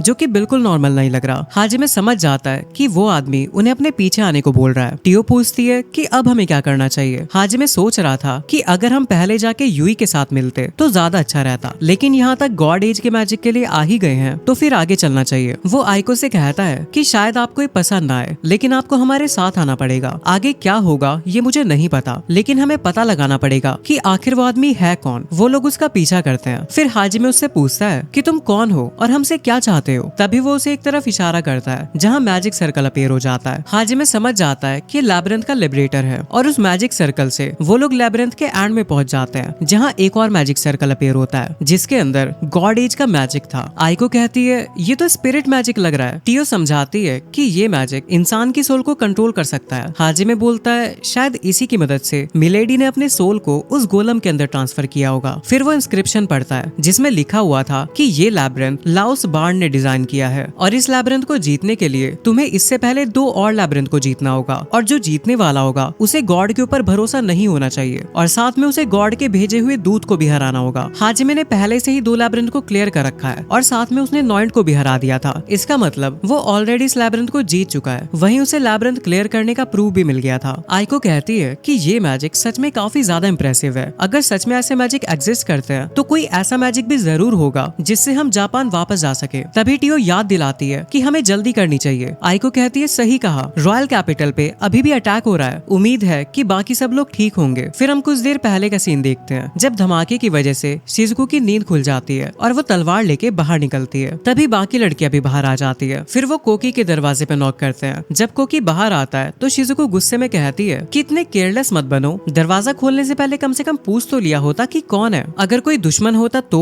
वो कहता है अरे हम रॉयल पैलेस के अंदर हैं, यहाँ पे हमें कौन ही नुकसान पहुँचाएगा। वैसे अभी वो जो आवाज थी वो क्या था? ऐसा लगा जैसे कुछ टूट गया हो। वो कहती है मुझे भी नहीं पता, पहले सबको इकट्ठा करते हैं फिर जाके देखते हैं। मुझे जरूर कोई गड़बड़ लग रही है। अब सब लोग इकट्ठा हो जाते हैं। कोकी कहता है कि माफ करना तुम सबको उठाने के लिए, पर जैसा कि तुम सबने सुना होगा बहुत जोर से कुछ टूटने की आवाज आई थी। वैसे तो पहले सेफ ही होगा, लेकिन फिर भी पता करना जरूरी है कि हुआ क्या है और कुछ प्रॉब्लम ना हो, इसलिए सबको साथ चलना चाहिए। तभी वहाँ पे निया आती है जो कि किसी के कंट्रोल में थी। वो बताती है कि वो आवाज ग्रेट बैरियर टूटने की थी। डीमंस हमारे ऊपर हमला कर रहे हैं। शिजुको कहती है ये तो इम्पॉसिबल है, डीमंस रॉयल कैपिटल तक बिना किसी की नजरों में आए कैसे पहुँच गए। कोकी कहता है ये सब बाद में सोचेंगे, पहले हमें इतना टाइम निकालना पड़ेगा जितने में यहाँ के लोग इवैक्यूएट कर सके और सभी नाइट्स इकट्ठा हो सके। तभी एरियो ने रोकते हुए कहती है कि मुझे लगता है हमें पहले कैप्टन मैल्ड और नाइट के पास जाके मिलना चाहिए, ना कि अकेले जाके लड़ना चाहिए। वो निया से पूछती है कि वहाँ पे कितने डीमंस हैं। निया बताती है कि लगभग 1 लाख। एरी बोलती है कि इतने सारों को हम अकेले नहीं रोक सकते, हमें एक बड़ी आर्मी चाहिए, इसलिए मैल्ड के पास जाके प्रॉपर्ली कोऑर्डिनेट करना ज्यादा बेटर रहेगा। सुजू एरी की बात से एग्री करती है और उसकी तारीफ भी करती है। फिर शिजुको भी इस बात से सहमति जताती है और बोलती है कि शायद हम थोड़ी जल्दबाजी कर रहे थे। कोकी कहता है हाँ, ऐसे टाइम पे सीधा जाके नहीं भिड़ना चाहिए, कोऑर्डिनेट करना जरूरी है। फिर वो मैल्ड से मिलने जाते हैं, पर वहाँ उन्हें जोश मिलता है। वो कहता है कि तुम्हारा यहाँ पे आने के लिए शुक्रिया, तुम्हें सिचुएशन के बारे में तो पता ही होगा। वो कहता है हाँ, निया ने हमें बता दिया। वैसे कैप्टन मैल्ड कहाँ पे है? जॉस कहता है कमांडर कुछ इंपॉर्टेंट काम कर रहे हैं, अभी के लिए तुम लोग सेंटर में आ जाओ। हीरो होने के नाते फिलहाल तुम ही हमारे लीडर हो। वहाँ के सोल्जर्स की हालात देख के यूका शिजुको से कहती है कि कुछ तो गड़बड़ लग रही है। शिजुको को पता था। वो कहती है कि चौकन्ने रहना। अब जॉस सभी सोल्जर से कहता है कि सिचुएशन बहुत खराब है, लेकिन डरो मत, चलो हम सब मिलके अपने हीरोज का स्वागत करते हैं। आज ही वो दिन है जिसके लिए हमारा जन्म हुआ है, सभी अपनी तलवारें उठाओ। फिर वो एक स्पेयर निकाल के बोलता है इसमें सिग्नल मिलते साथ सभी लोग शुरुआत करेंगे। अब उसमें काफी तेज रोशनी निकलने लगती है जिसका फायदा उठा के सोल्जर सभी हीरोज को घायल कर देते हैं और उनकी ऐसी हालत देख के शिजुको को समझ नहीं आ रहा था कि आखिर यहाँ पे हो क्या रहा है। तभी एक लड़की बोलती है तुम अभी भी खड़ी हुई हो शिजुको, मैं तुमसे सच में इम्प्रेस्ड हूँ। तभी निया भाग के उसके पास आती है और उसकी पीठ में खंजर घुसा देती है। शिजुको पूछती है कि आखिर क्यों?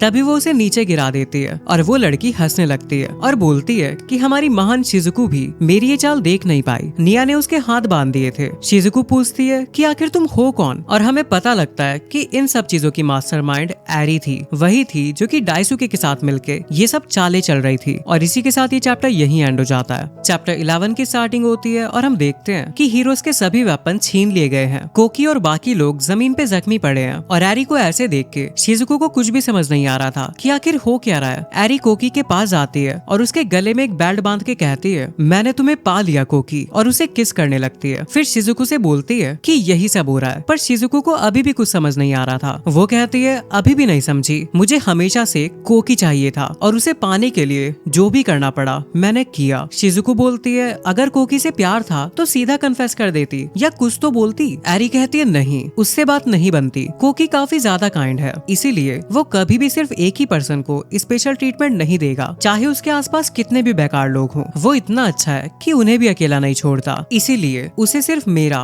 और सिर्फ मेरा बनाने के लिए मुझे फालतू का कचरा हटाना पड़ा। मुझे खुशी है कि मैं इस दुनिया में आई, क्योंकि जापान में तो तुम सब कचरा इंसानों को मारना काफी ज्यादा मुश्किल हो जाता, और इसीलिए मैं किसी को भी जापान वापस नहीं जाने दे सकती। कोकी और मैं हमेशा यही साथ में रहेंगे। शिजुको पूछती है और बाकी जितने भी लोग यहाँ खड़े हैं वो सब लोग ठीक नहीं लग रहे, इनका क्या? एरी कहती है नेक्रोमेंसी। ऑब्वियसली ये सभी लोग थोड़ी देर पहले ही मर चुके हैं। नेक्रोमेंसी वो पावर होती है जिससे डेड बॉडीज को कंट्रोल किया जाता है। शिजुको बोलती है पर ऐसा नहीं हो सकता, नेक्रोमेंसी से लोग ऐसे बात नहीं करते, ना ही जवाब देते हैं। एरी एक्सप्लेन करती है कि ये उसके नेक्रोमेंसी स्किल का कमाल है, जिससे उसने नॉर्मल नेक्रोमेंसी को थोड़ा चेंज किया ताकि कुछ मेमोरीज बची रहे और वो बात कर पाए। मेरे इस स्पेल का नाम है स्पिरिट बाइंडिंग, जो कि डेथ के तुरंत बाद कास्ट करना पड़ता है, लेकिन एक बार में सिर्फ एक ही इंसान पे कर सकती हूँ, इसलिए थोड़ी प्रॉब्लम होती है। वैसे तुम सबकी मौत वेस्ट नहीं जाएगी, मैं तुम सबको बहुत अच्छी तरीके से यूज करूंगी। कोकी गुस्से में कहता है अगर तुमने ऐसा कुछ भी किया तो मैं तुम्हें कभी, वो कहती है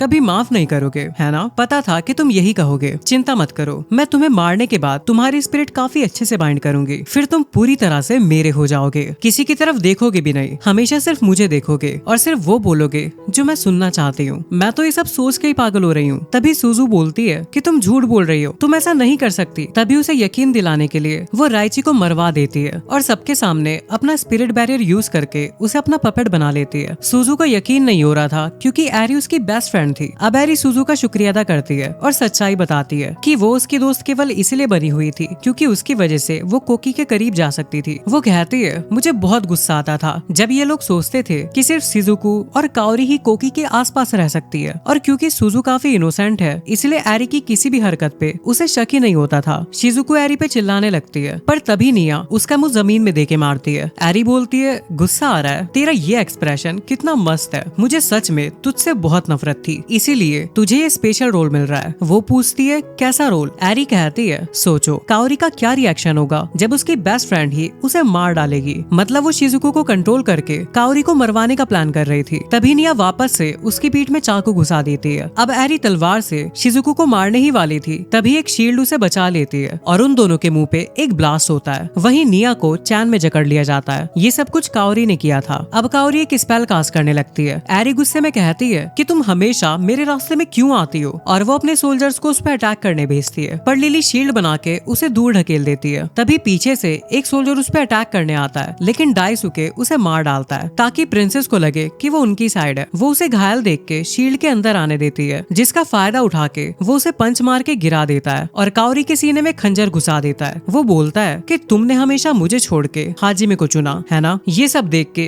कोकी काफी ज्यादा गुस्से में आ जाता है, जिससे उसकी बेड़ियों में थ्रेड आ जाती है। काओरी आखिरी बार अपनी सारी पावर यूज करके सभी हीरोज को हील कर देती है और कहती है कि मैं हार नहीं मानूंगी हाजिमे। उसके खुद के जख्म भी भरने लगते हैं, जिससे वो खंजर बाहर निकलने लगता है, पर डाइसुके उसे पकड़ के वापस घुसा देता है, जिसके कारण वो फाइनली मर जाती है। गुस्से में कोकी अपनी बेड़ियां तोड़ देता है और अपनी तलवार बुला के उन सोल्जर से लड़ने लगता है। अब एंडो और बाकी लोग भी आजाद होके एक दूसरे की बेड़ियां खोलने लगते हैं। यूका अपना डैगर उठा के एन्चांट करती है और एक ही बार में 3 सोल्जर्स को निपटा देती है। अब सभी सोल्जर्स उन पे अटैक करने आते हैं और वो लोग अपने दोस्तों को बचाने लगते हैं। इधर सुजू अभी भी सदमे में थी, उसे एक सोल्जर मारने वाला था। तभी रियोतारो उसे बचा लेता है। वो सुजू को बैरियर बनाने को कहता है, पर उसकी हालत देख के वो उसे उठा के दोस्तों के बीच फेंक देता है और लड़ने लग जाता है। इधर शिजुको भी सोल्जर से लड़ रही थी। वहीं कोकी काओरी तक पहुंचने के लिए शिजुको के लिए रास्ता बनाता है और जैसे ही डाइसुके पे हमला करने लगता है, वहाँ कैप्टन मेल्ड आ जाते हैं। उनको भी एरी ने कंट्रोल कर लिया था। मेल्ड कोकी से पूछता है कि तू मुझ पर तलवार क्यों उठा रहा है, मैंने तो कभी तुझे ये नहीं सिखाया। अब उससे लड़ते हुए मेल्ड कोकी से मदद मांगता है ताकि कोकी उसे मार के आजाद कर दे, पर कोकी का कमजोर दिल उसे मार नहीं पाता। मेल्ड उसे दूर ढकेल देता है। फिर अचानक से कोकी को खून की उल्टियां होने लगती है। उसे कुछ समझ नहीं आ रहा था कि ये हो क्या रहा है। एरी बताती है कि पॉइजन ने अपना काम शुरू कर दिया। ये पॉइजन उसने कोकी को किस करते वक्त दिया था। वो कहती है कि टेंशन मत लो, इससे तुम मरोगे नहीं, तुम्हें तो मैं अपने हाथों से मारूंगी। और वो काओरी के पास जाके उसकी डेड बॉडी पे स्पिरिट बाइंडिंग करने लगती है, पर तभी वहाँ पे हाजिमे आ जाता है और वहाँ के हालात देखता है। वो पूरी स्पीड में जाके डाइसुके के पंच मारता है,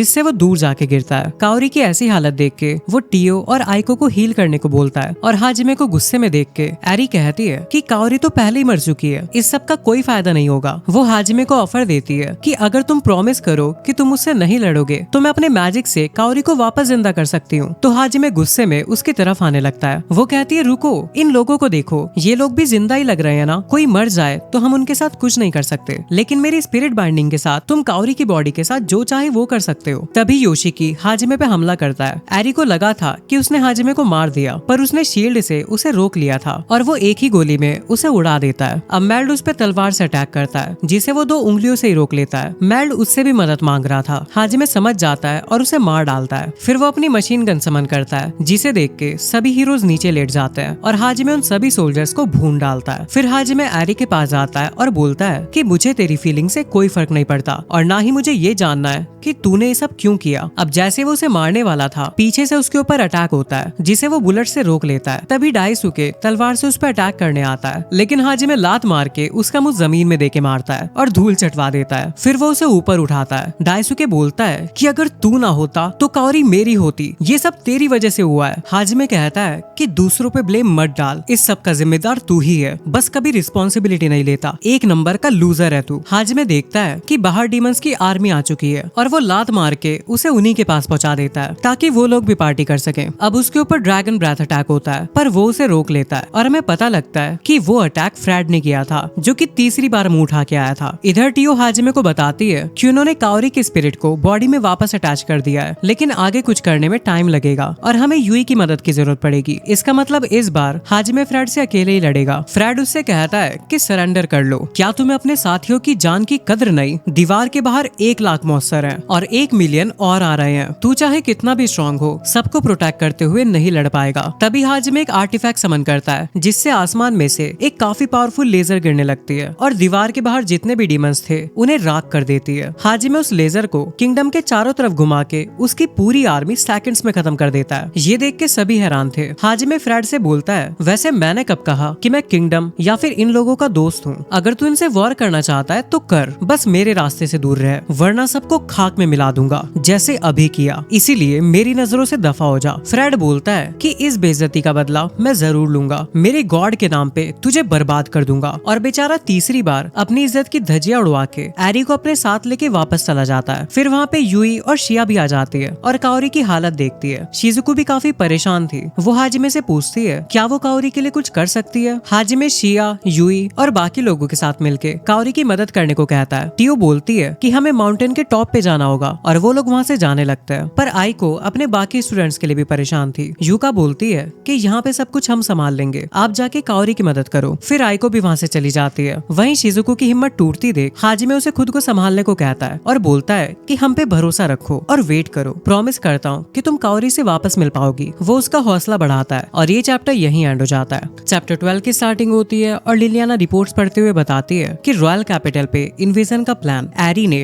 डीमंस के साथ मिलकर बनाया था। उसे ऑर्कस लैबिरिंथ में एक फीमेल डीमन का कॉर्प्स मिला था। उसने अपनी नेक्रोमेंसी पावर का यूज करके उस डीमन के हाथों मैसेज भेजा और डीमन से कांटेक्ट बनाया। उसने डीमंस को कैपिटल में घुसाने के साथ सभी नाइट्स और क्लासमेट्स को मारने के बदले कोकी और अपनी आजादी की मांग की। उसने अपने सारे क्लासमेट्स को एक साथ इसीलिए नहीं मारा क्योंकि उसका यूनिक मैजिक स्पिरिट बाइंडिंग सिर्फ एक बार में एक ही पर्सन पे यूज होता है। वो उसे डेथ के तुरंत बाद ही यूज कर सकती है। उसका इन्वेजन का प्लान फेल हो गया और एरी डीमंस के साथ भाग गई। जिसने किंग को ब्रेन वॉश करके मारा था वो डिवाइन माउंटेन वाली नन थी, जिसने आइको को भी किडनैप किया था, लेकिन वो नन भी अभी मिसिंग है। हम बाकी की इन्फॉर्मेशन ढूंढ रहे हैं। अब वो सभी ग्रेव्स के पास जाके बताती है कि इस लड़ाई में हमने डाइसुके, रेइची और काओरी को भी खो दिया। काओरी वैसे तो मर चुकी थी, पर यूई और टियो से वापस लाने की पूरी कोशिश कर रहे थे। तभी वहाँ पे हाजिमे आता है और पूछता है आइको सेंसे कहाँ है। शिया बताती है कि आइको अभी रेस्ट ले रही है। यूई हाजिमे से बोलती है कि काओरी ठीक हो जाएगी, तुम प्लीज आइको से जाके बात करो। इधर हम देखते हैं कि आइको उसी ढेर के पास खड़ी हुई थी जहाँ पे उन्होंने ब्लास्ट किया था। वो अभी भी उदास थी क्योंकि उसने कईयों की जान ली, जिसके लिए वो माफी मांगती है। तभी वहाँ पे हाजिमे आता है। आइको उसे देख के स्माइल करती है, पर वो मना करता है कि जबरदस्ती स्माइल मत करो। मुझे पता है कि आपको आपके स्टूडेंट से ज्यादा किसी की परवाह नहीं और मैंने उनमें से कईयों को मार दिया। ये बात आपके दिल पे बोझ बन के बैठी होगी ना। आइको कहती है सच बताऊं तो ये सब मैं इतनी आसानी से नहीं भूल सकती। डाइसुके ने जो भी किया उसे माफ नहीं किया जा सकता, लेकिन अगर तुमने उसे ना मारा होता और वो जिंदा होता तो शायद वो अपने पापों को प्रायश्चित कर पाता, लेकिन तुम्हारा गुस्सा भी समझ सकती हूँ। और वैसे भी मुझे तुम्हें क्रिटिसाइज करने का कोई हक नहीं, क्योंकि ऑब्वियसली अब वो खुद को भी कातिल मानती है। हाजिमे समझाता है कि सेंसे, आपने सिर्फ मदद की थी, सारा दोष खुद पे मत लो, जैसे सब आपने ही किया हो। आइको कहती है वो बात नहीं है, मैं टियो की हेल्प कर रही थी, लेकिन ये बात जानती थी कि उससे किसी की जान भी जा सकती है। हाजिमे पूछता है तो क्या आपको वो सब करके रिग्रेट हो रहा है? वो कहती है नहीं, टियो के साथ जो भी किया वो मैंने जानबूझ के किया, और चर्च जो भी कर रही थी मैं उसे वो सब नहीं करने दे सकती थी। मैं तुम्हारी हेल्प करना चाहती थी, मैं नहीं चाहती थी कि मेरे स्टूडेंट यानी तुम्हारे साथ वो कुछ बुरा करे, मैं वो सब रोकना चाहती थी, इसीलिए मुझे कोई रिग्रेट नहीं। हाजिमे पूछता है तो क्या आप मेरी टीचर बनी रहना चाहोगी? अगर आपको लगता है कि आप में हमारी रोल मॉडल बने रहने वाली बात है तो मेरी सेंसे होने के तौर पे क्या मैं आपसे एक बहुत सेल्फिश रिक्वेस्ट कर सकता हूँ? मैं चाहता हूँ कि आप गिल्टी फील करती रहो, वो सारा बोझ उठाती रहो, क्योंकि जब आप सही के लिए लड़ोगी और सही का बोझ उठाओगी, सही के लिए परेशान होगी और कंप्लेन करोगी, तभी आपके अंदर वो इंसानों वाली झलक दिखेगी। वो ये सब इसलिए कह रहा था क्योंकि हाजिमे के शरीर में मॉन्स्टर का ब्लड मिक्स होने के कारण अब वो ये ह्यूमंस वाले इमोशंस महसूस नहीं कर सकता, और यही कारण है कि वो हमेशा इतना कठोर क्यों रहता है, क्योंकि अब वो पूरी तरह से इंसान नहीं रहा, आधा मॉन्स्टर बन चुका है। वो चाहता है कि आइको गिल्टी फील करे, क्योंकि यही फीलिंग्स तो हमें इंसान बनाती है। वो आइको से कहता है कि इसीलिए आप मेरे लिए इंसानियत का एक एग्जाम्पल बन सकती हो, मेरी टीचर होने के नाते मुझे सिखा सकती हो कि एक इंसान होना क्या होता है। इसी तरह से जब मैं जापान वापस जाऊंगा तो सही से इंसानों वाली जिंदगी जी पाऊंगा। ये सुन के आइको रोने लगती है। हाजिमे बोलता है कि अगर आप बहुत दर्द में हो और अगर लग रहा है कि आप टूट जाओगी तो आप मेरी पीठ पर रो सकती हो, मतलब वो उसे सहारा दे रहा था। आइको रो के अपना मन हल्का कर लेती है। दूसरी तरफ शिजुकू और कोकी स्वॉर्ड प्रैक्टिस कर रहे थे। ट्रेनिंग खत्म होते ही शिजुकू चली जाती है। लिलियाना कोकी से पूछती है कि तुम वर्कआउट से थके हुए लग रहे हो। वो कहता है ऐसा कुछ नहीं है, वैसे एक बार खुद को देखो, तुम तो पिछले 5 दिनों से सोई भी नहीं हो। वो कहती है मैं ठीक हूँ, पर अभी भी काफी सारा काम है। असल में जो लोग हर्ट हुए हैं वो सिटीजन्स हैं, जिन्होंने अपनों को या फिर अपनी रोजी रोटी को खो दिया है, और इसी वजह से वो लगातार काम में लगी हुई है। कोकी कहता है लेकिन तुम भी उन्हीं में से एक हो, तुमने भी तो अपने फादर को खो दिया है। वो बस ये कहना चाहता था कि वो खुद पे भी ध्यान दे। फिर वो शिजुकू के बारे में पूछती है। कोकी बताता है कि वो वैसी ही है, ज्यादातर टाइम तो नॉर्मली बिहेव करती है, लेकिन कभी कभी ऊपर आसमान में झांकती रहती है। वो काओरी का इंतजार कर रही है, लेकिन सच बताऊं तो मुझे हाजिमे पे बिल्कुल भी ट्रस्ट नहीं, बल्कि मैं तो उम्मीद करता हूँ कि शिजुकू भी उन लोगों से दोबारा कभी बात ना करे। तभी लिलियाना ऊपर देखती है तो वहाँ से कोई नीचे आ रहा था। वो कोकी को ऊपर देखने को कहती है। जब वो नीचे आते हैं तो हमें पता लगता है कि वो हाजिमे और उसकी पार्टी है। अब शिजुकू उससे पूछती है कि काओरी कहाँ है, वो तुम्हारे साथ क्यों नहीं है? हाजिमे कहता है वो अभी थोड़ी देर में आ जाएगी, लेकिन थोड़ा डिफरेंट दिखेगी। अब देखो इसमें मेरी कोई गलती नहीं है, इसलिए मुझ पे गुस्सा मत करना, ओके? शिजुकू बोलती है ये सब क्या बोल रहे हो, अब तो मुझे और भी टेंशन हो रही है, आखिर तुमने काओरी के साथ किया क्या है? तभी काओरी ऊपर से गिरने लगती है और चिल्लाती है हाजिमे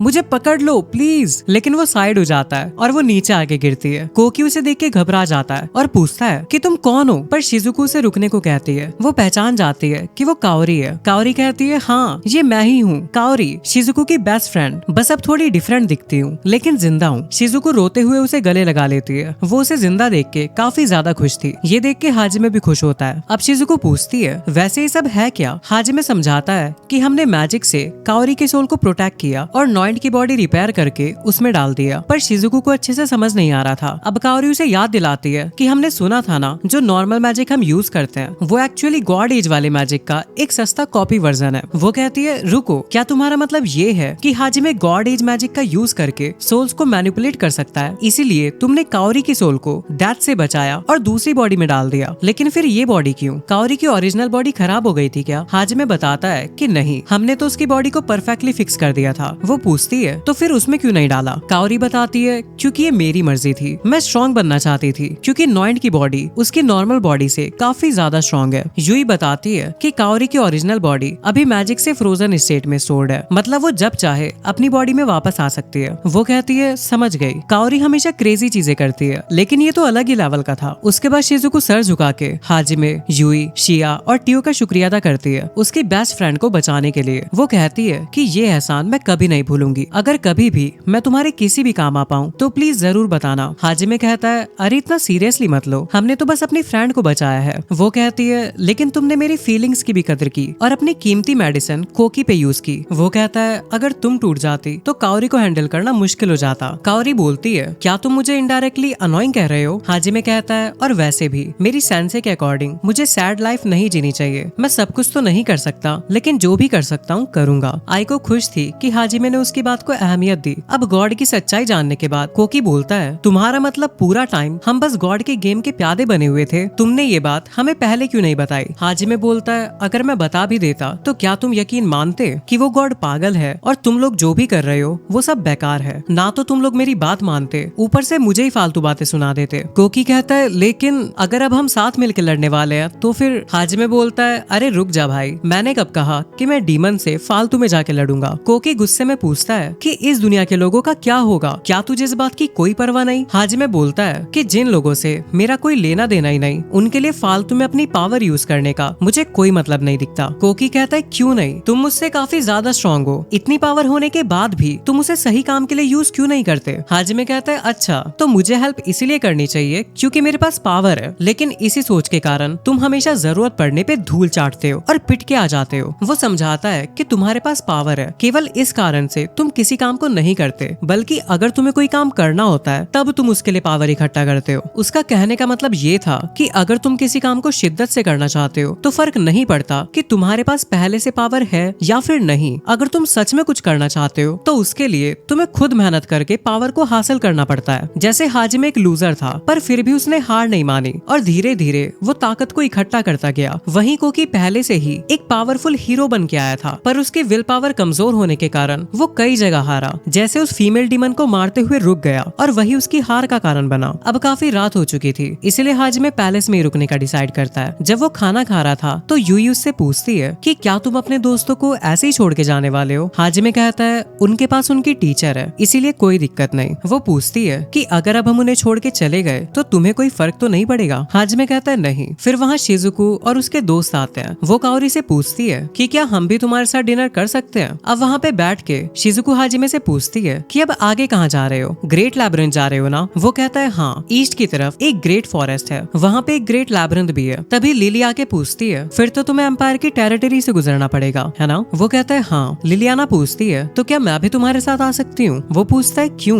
लिलियाना समझाती है कि इन्वेजन के बाद एम्पायर के साथ बहुत सारे डिस्कशन करने हैं, इसलिए जल्दी उनसे मिलना जरूरी है। हाजिमे कहता है कि साथ ले जाने में मुझे कोई प्रॉब्लम नहीं, लेकिन मैं इंपीरियल कैपिटल के अंदर नहीं जाऊंगा और एम्परर से मिलने तो बिल्कुल भी नहीं। वो कहती है, कोई बात नहीं, मैं मिलने के लिए कहूंगी भी नहीं। कोकी बोलता है कि अगर ऐसी बात है तो हम भी साथ चल रहे हैं। हम लिली को किसी ऐसे आदमी के हाथ में नहीं छोड़ सकते जो इस दुनिया के लोगों की परवाह नहीं करता। हम रास्ते में प्रोटेक्शन देंगे। अगर हाजिमे कुछ नहीं करना चाहता तो इस दुनिया को बचाने का जिम्मा मुझे ही लेना पड़ेगा और इसके लिए मुझे पावर चाहिए, गॉड्स एज मैजिक की पावर। अगर मैं तुम्हारे साथ चला तो मुझे भी वो मैजिक मिल जाएगा ना? हाजिमे कहता है, मैं बता सकता हूँ कि वो मैजिक कहाँ है, लेकिन खुद जाके ले लेना, क्योंकि अगर तुम मेरे पीछे पीछे आओगे तो बहुत परेशानी होगी। आइको बोलती है, लेकिन हाजिमे, तुमने तो खुद कहा था ना कि हमारी करंट स्टेट में अगर हम लैब्रिंथ गए तो सब तुरंत मर जाएंगे। वो बोलता है, मैं तो बिल्कुल बेकार था, सबसे कमजोर, लेकिन फिर भी निकल आया, तुम लोग ठीक ही रहोगे। वो कहती है, ये हमारे लिए इम्पॉसिबल है ना? फिर शिजुको भी पूछती है, क्या मैं भी आ सकती हूँ? ये मुझ पे एक एहसान समझ लो, क्योंकि अगर सिर्फ एक गॉड एज मैजिक भी मिल गया तो बाकी के ग्रेट लैब्रिंथ निपटाने में कुछ हद तक आसानी हो जाएगी। सुजू कहती है, हाजिमे, मैं भी स्ट्रॉन्ग बनना चाहती हूँ ताकि एरी से दोबारा बात कर सकूं। रियोतारो भी कहता है, प्लीज हाजिमे, कम से कम मैं खुद को और अपने फ्रेंड्स को प्रोटेक्ट करने लायक तो बन जाऊं। कोकी हाजिमे से वापस पूछता है तो हाजिमे मुस्कुराहट के साथ जवाब देता है, हम लोग सुबह साथ में निकलेंगे। ये सुन के शिजुको उसका शुक्रिया अदा करती है और बाकी लोग भी खुश थे। शिया हाजिमे से पूछती है कि तुम श्योर तो हो ना? हाजिमे बोलता है कि मैं सोच रहा था ये लोग मुझे रास्ते में तंग करेंगे, लेकिन अगर साथ आने से उन्हें पावर्स मिल रहे हैं तो शायद ये इतना बुरा आइडिया नहीं है। उसकी हैवानों वाली मुस्कुराहट देख के यूई समझ जाती है। टियो बोलती है कि फिलहाल मास्टर इंसानी सीमा से परे की बात सोच रहे हैं। काओरी को कुछ भी समझ नहीं आ रहा था। यूई समझाती है कि वो अपने क्लासमेट्स को शील्ड और चारे के रूप में यूज करने की सोच रहा है। फिर यूई हाजिमे को अपने हाथ से खाना खिलाने लगती है तो शिया भी उसे खाने को कहती है। फिर काओरी और टियो भी उसे खिलाने लगते हैं। ये सब देख के शिजुको बोलती है कि इतना अनकंफर्टेबल मैंने कभी महसूस नहीं किया। अब काओरी उस हाजिमे वाले स्पून से खाते हुए शर्माने लगती है। यूई कहती है कि तुम एक नंबर की ठरकी हो। काओरी बोलती है, मैं तो नॉर्मली खा रही हूँ, पर एक बार टियो को तो देखो।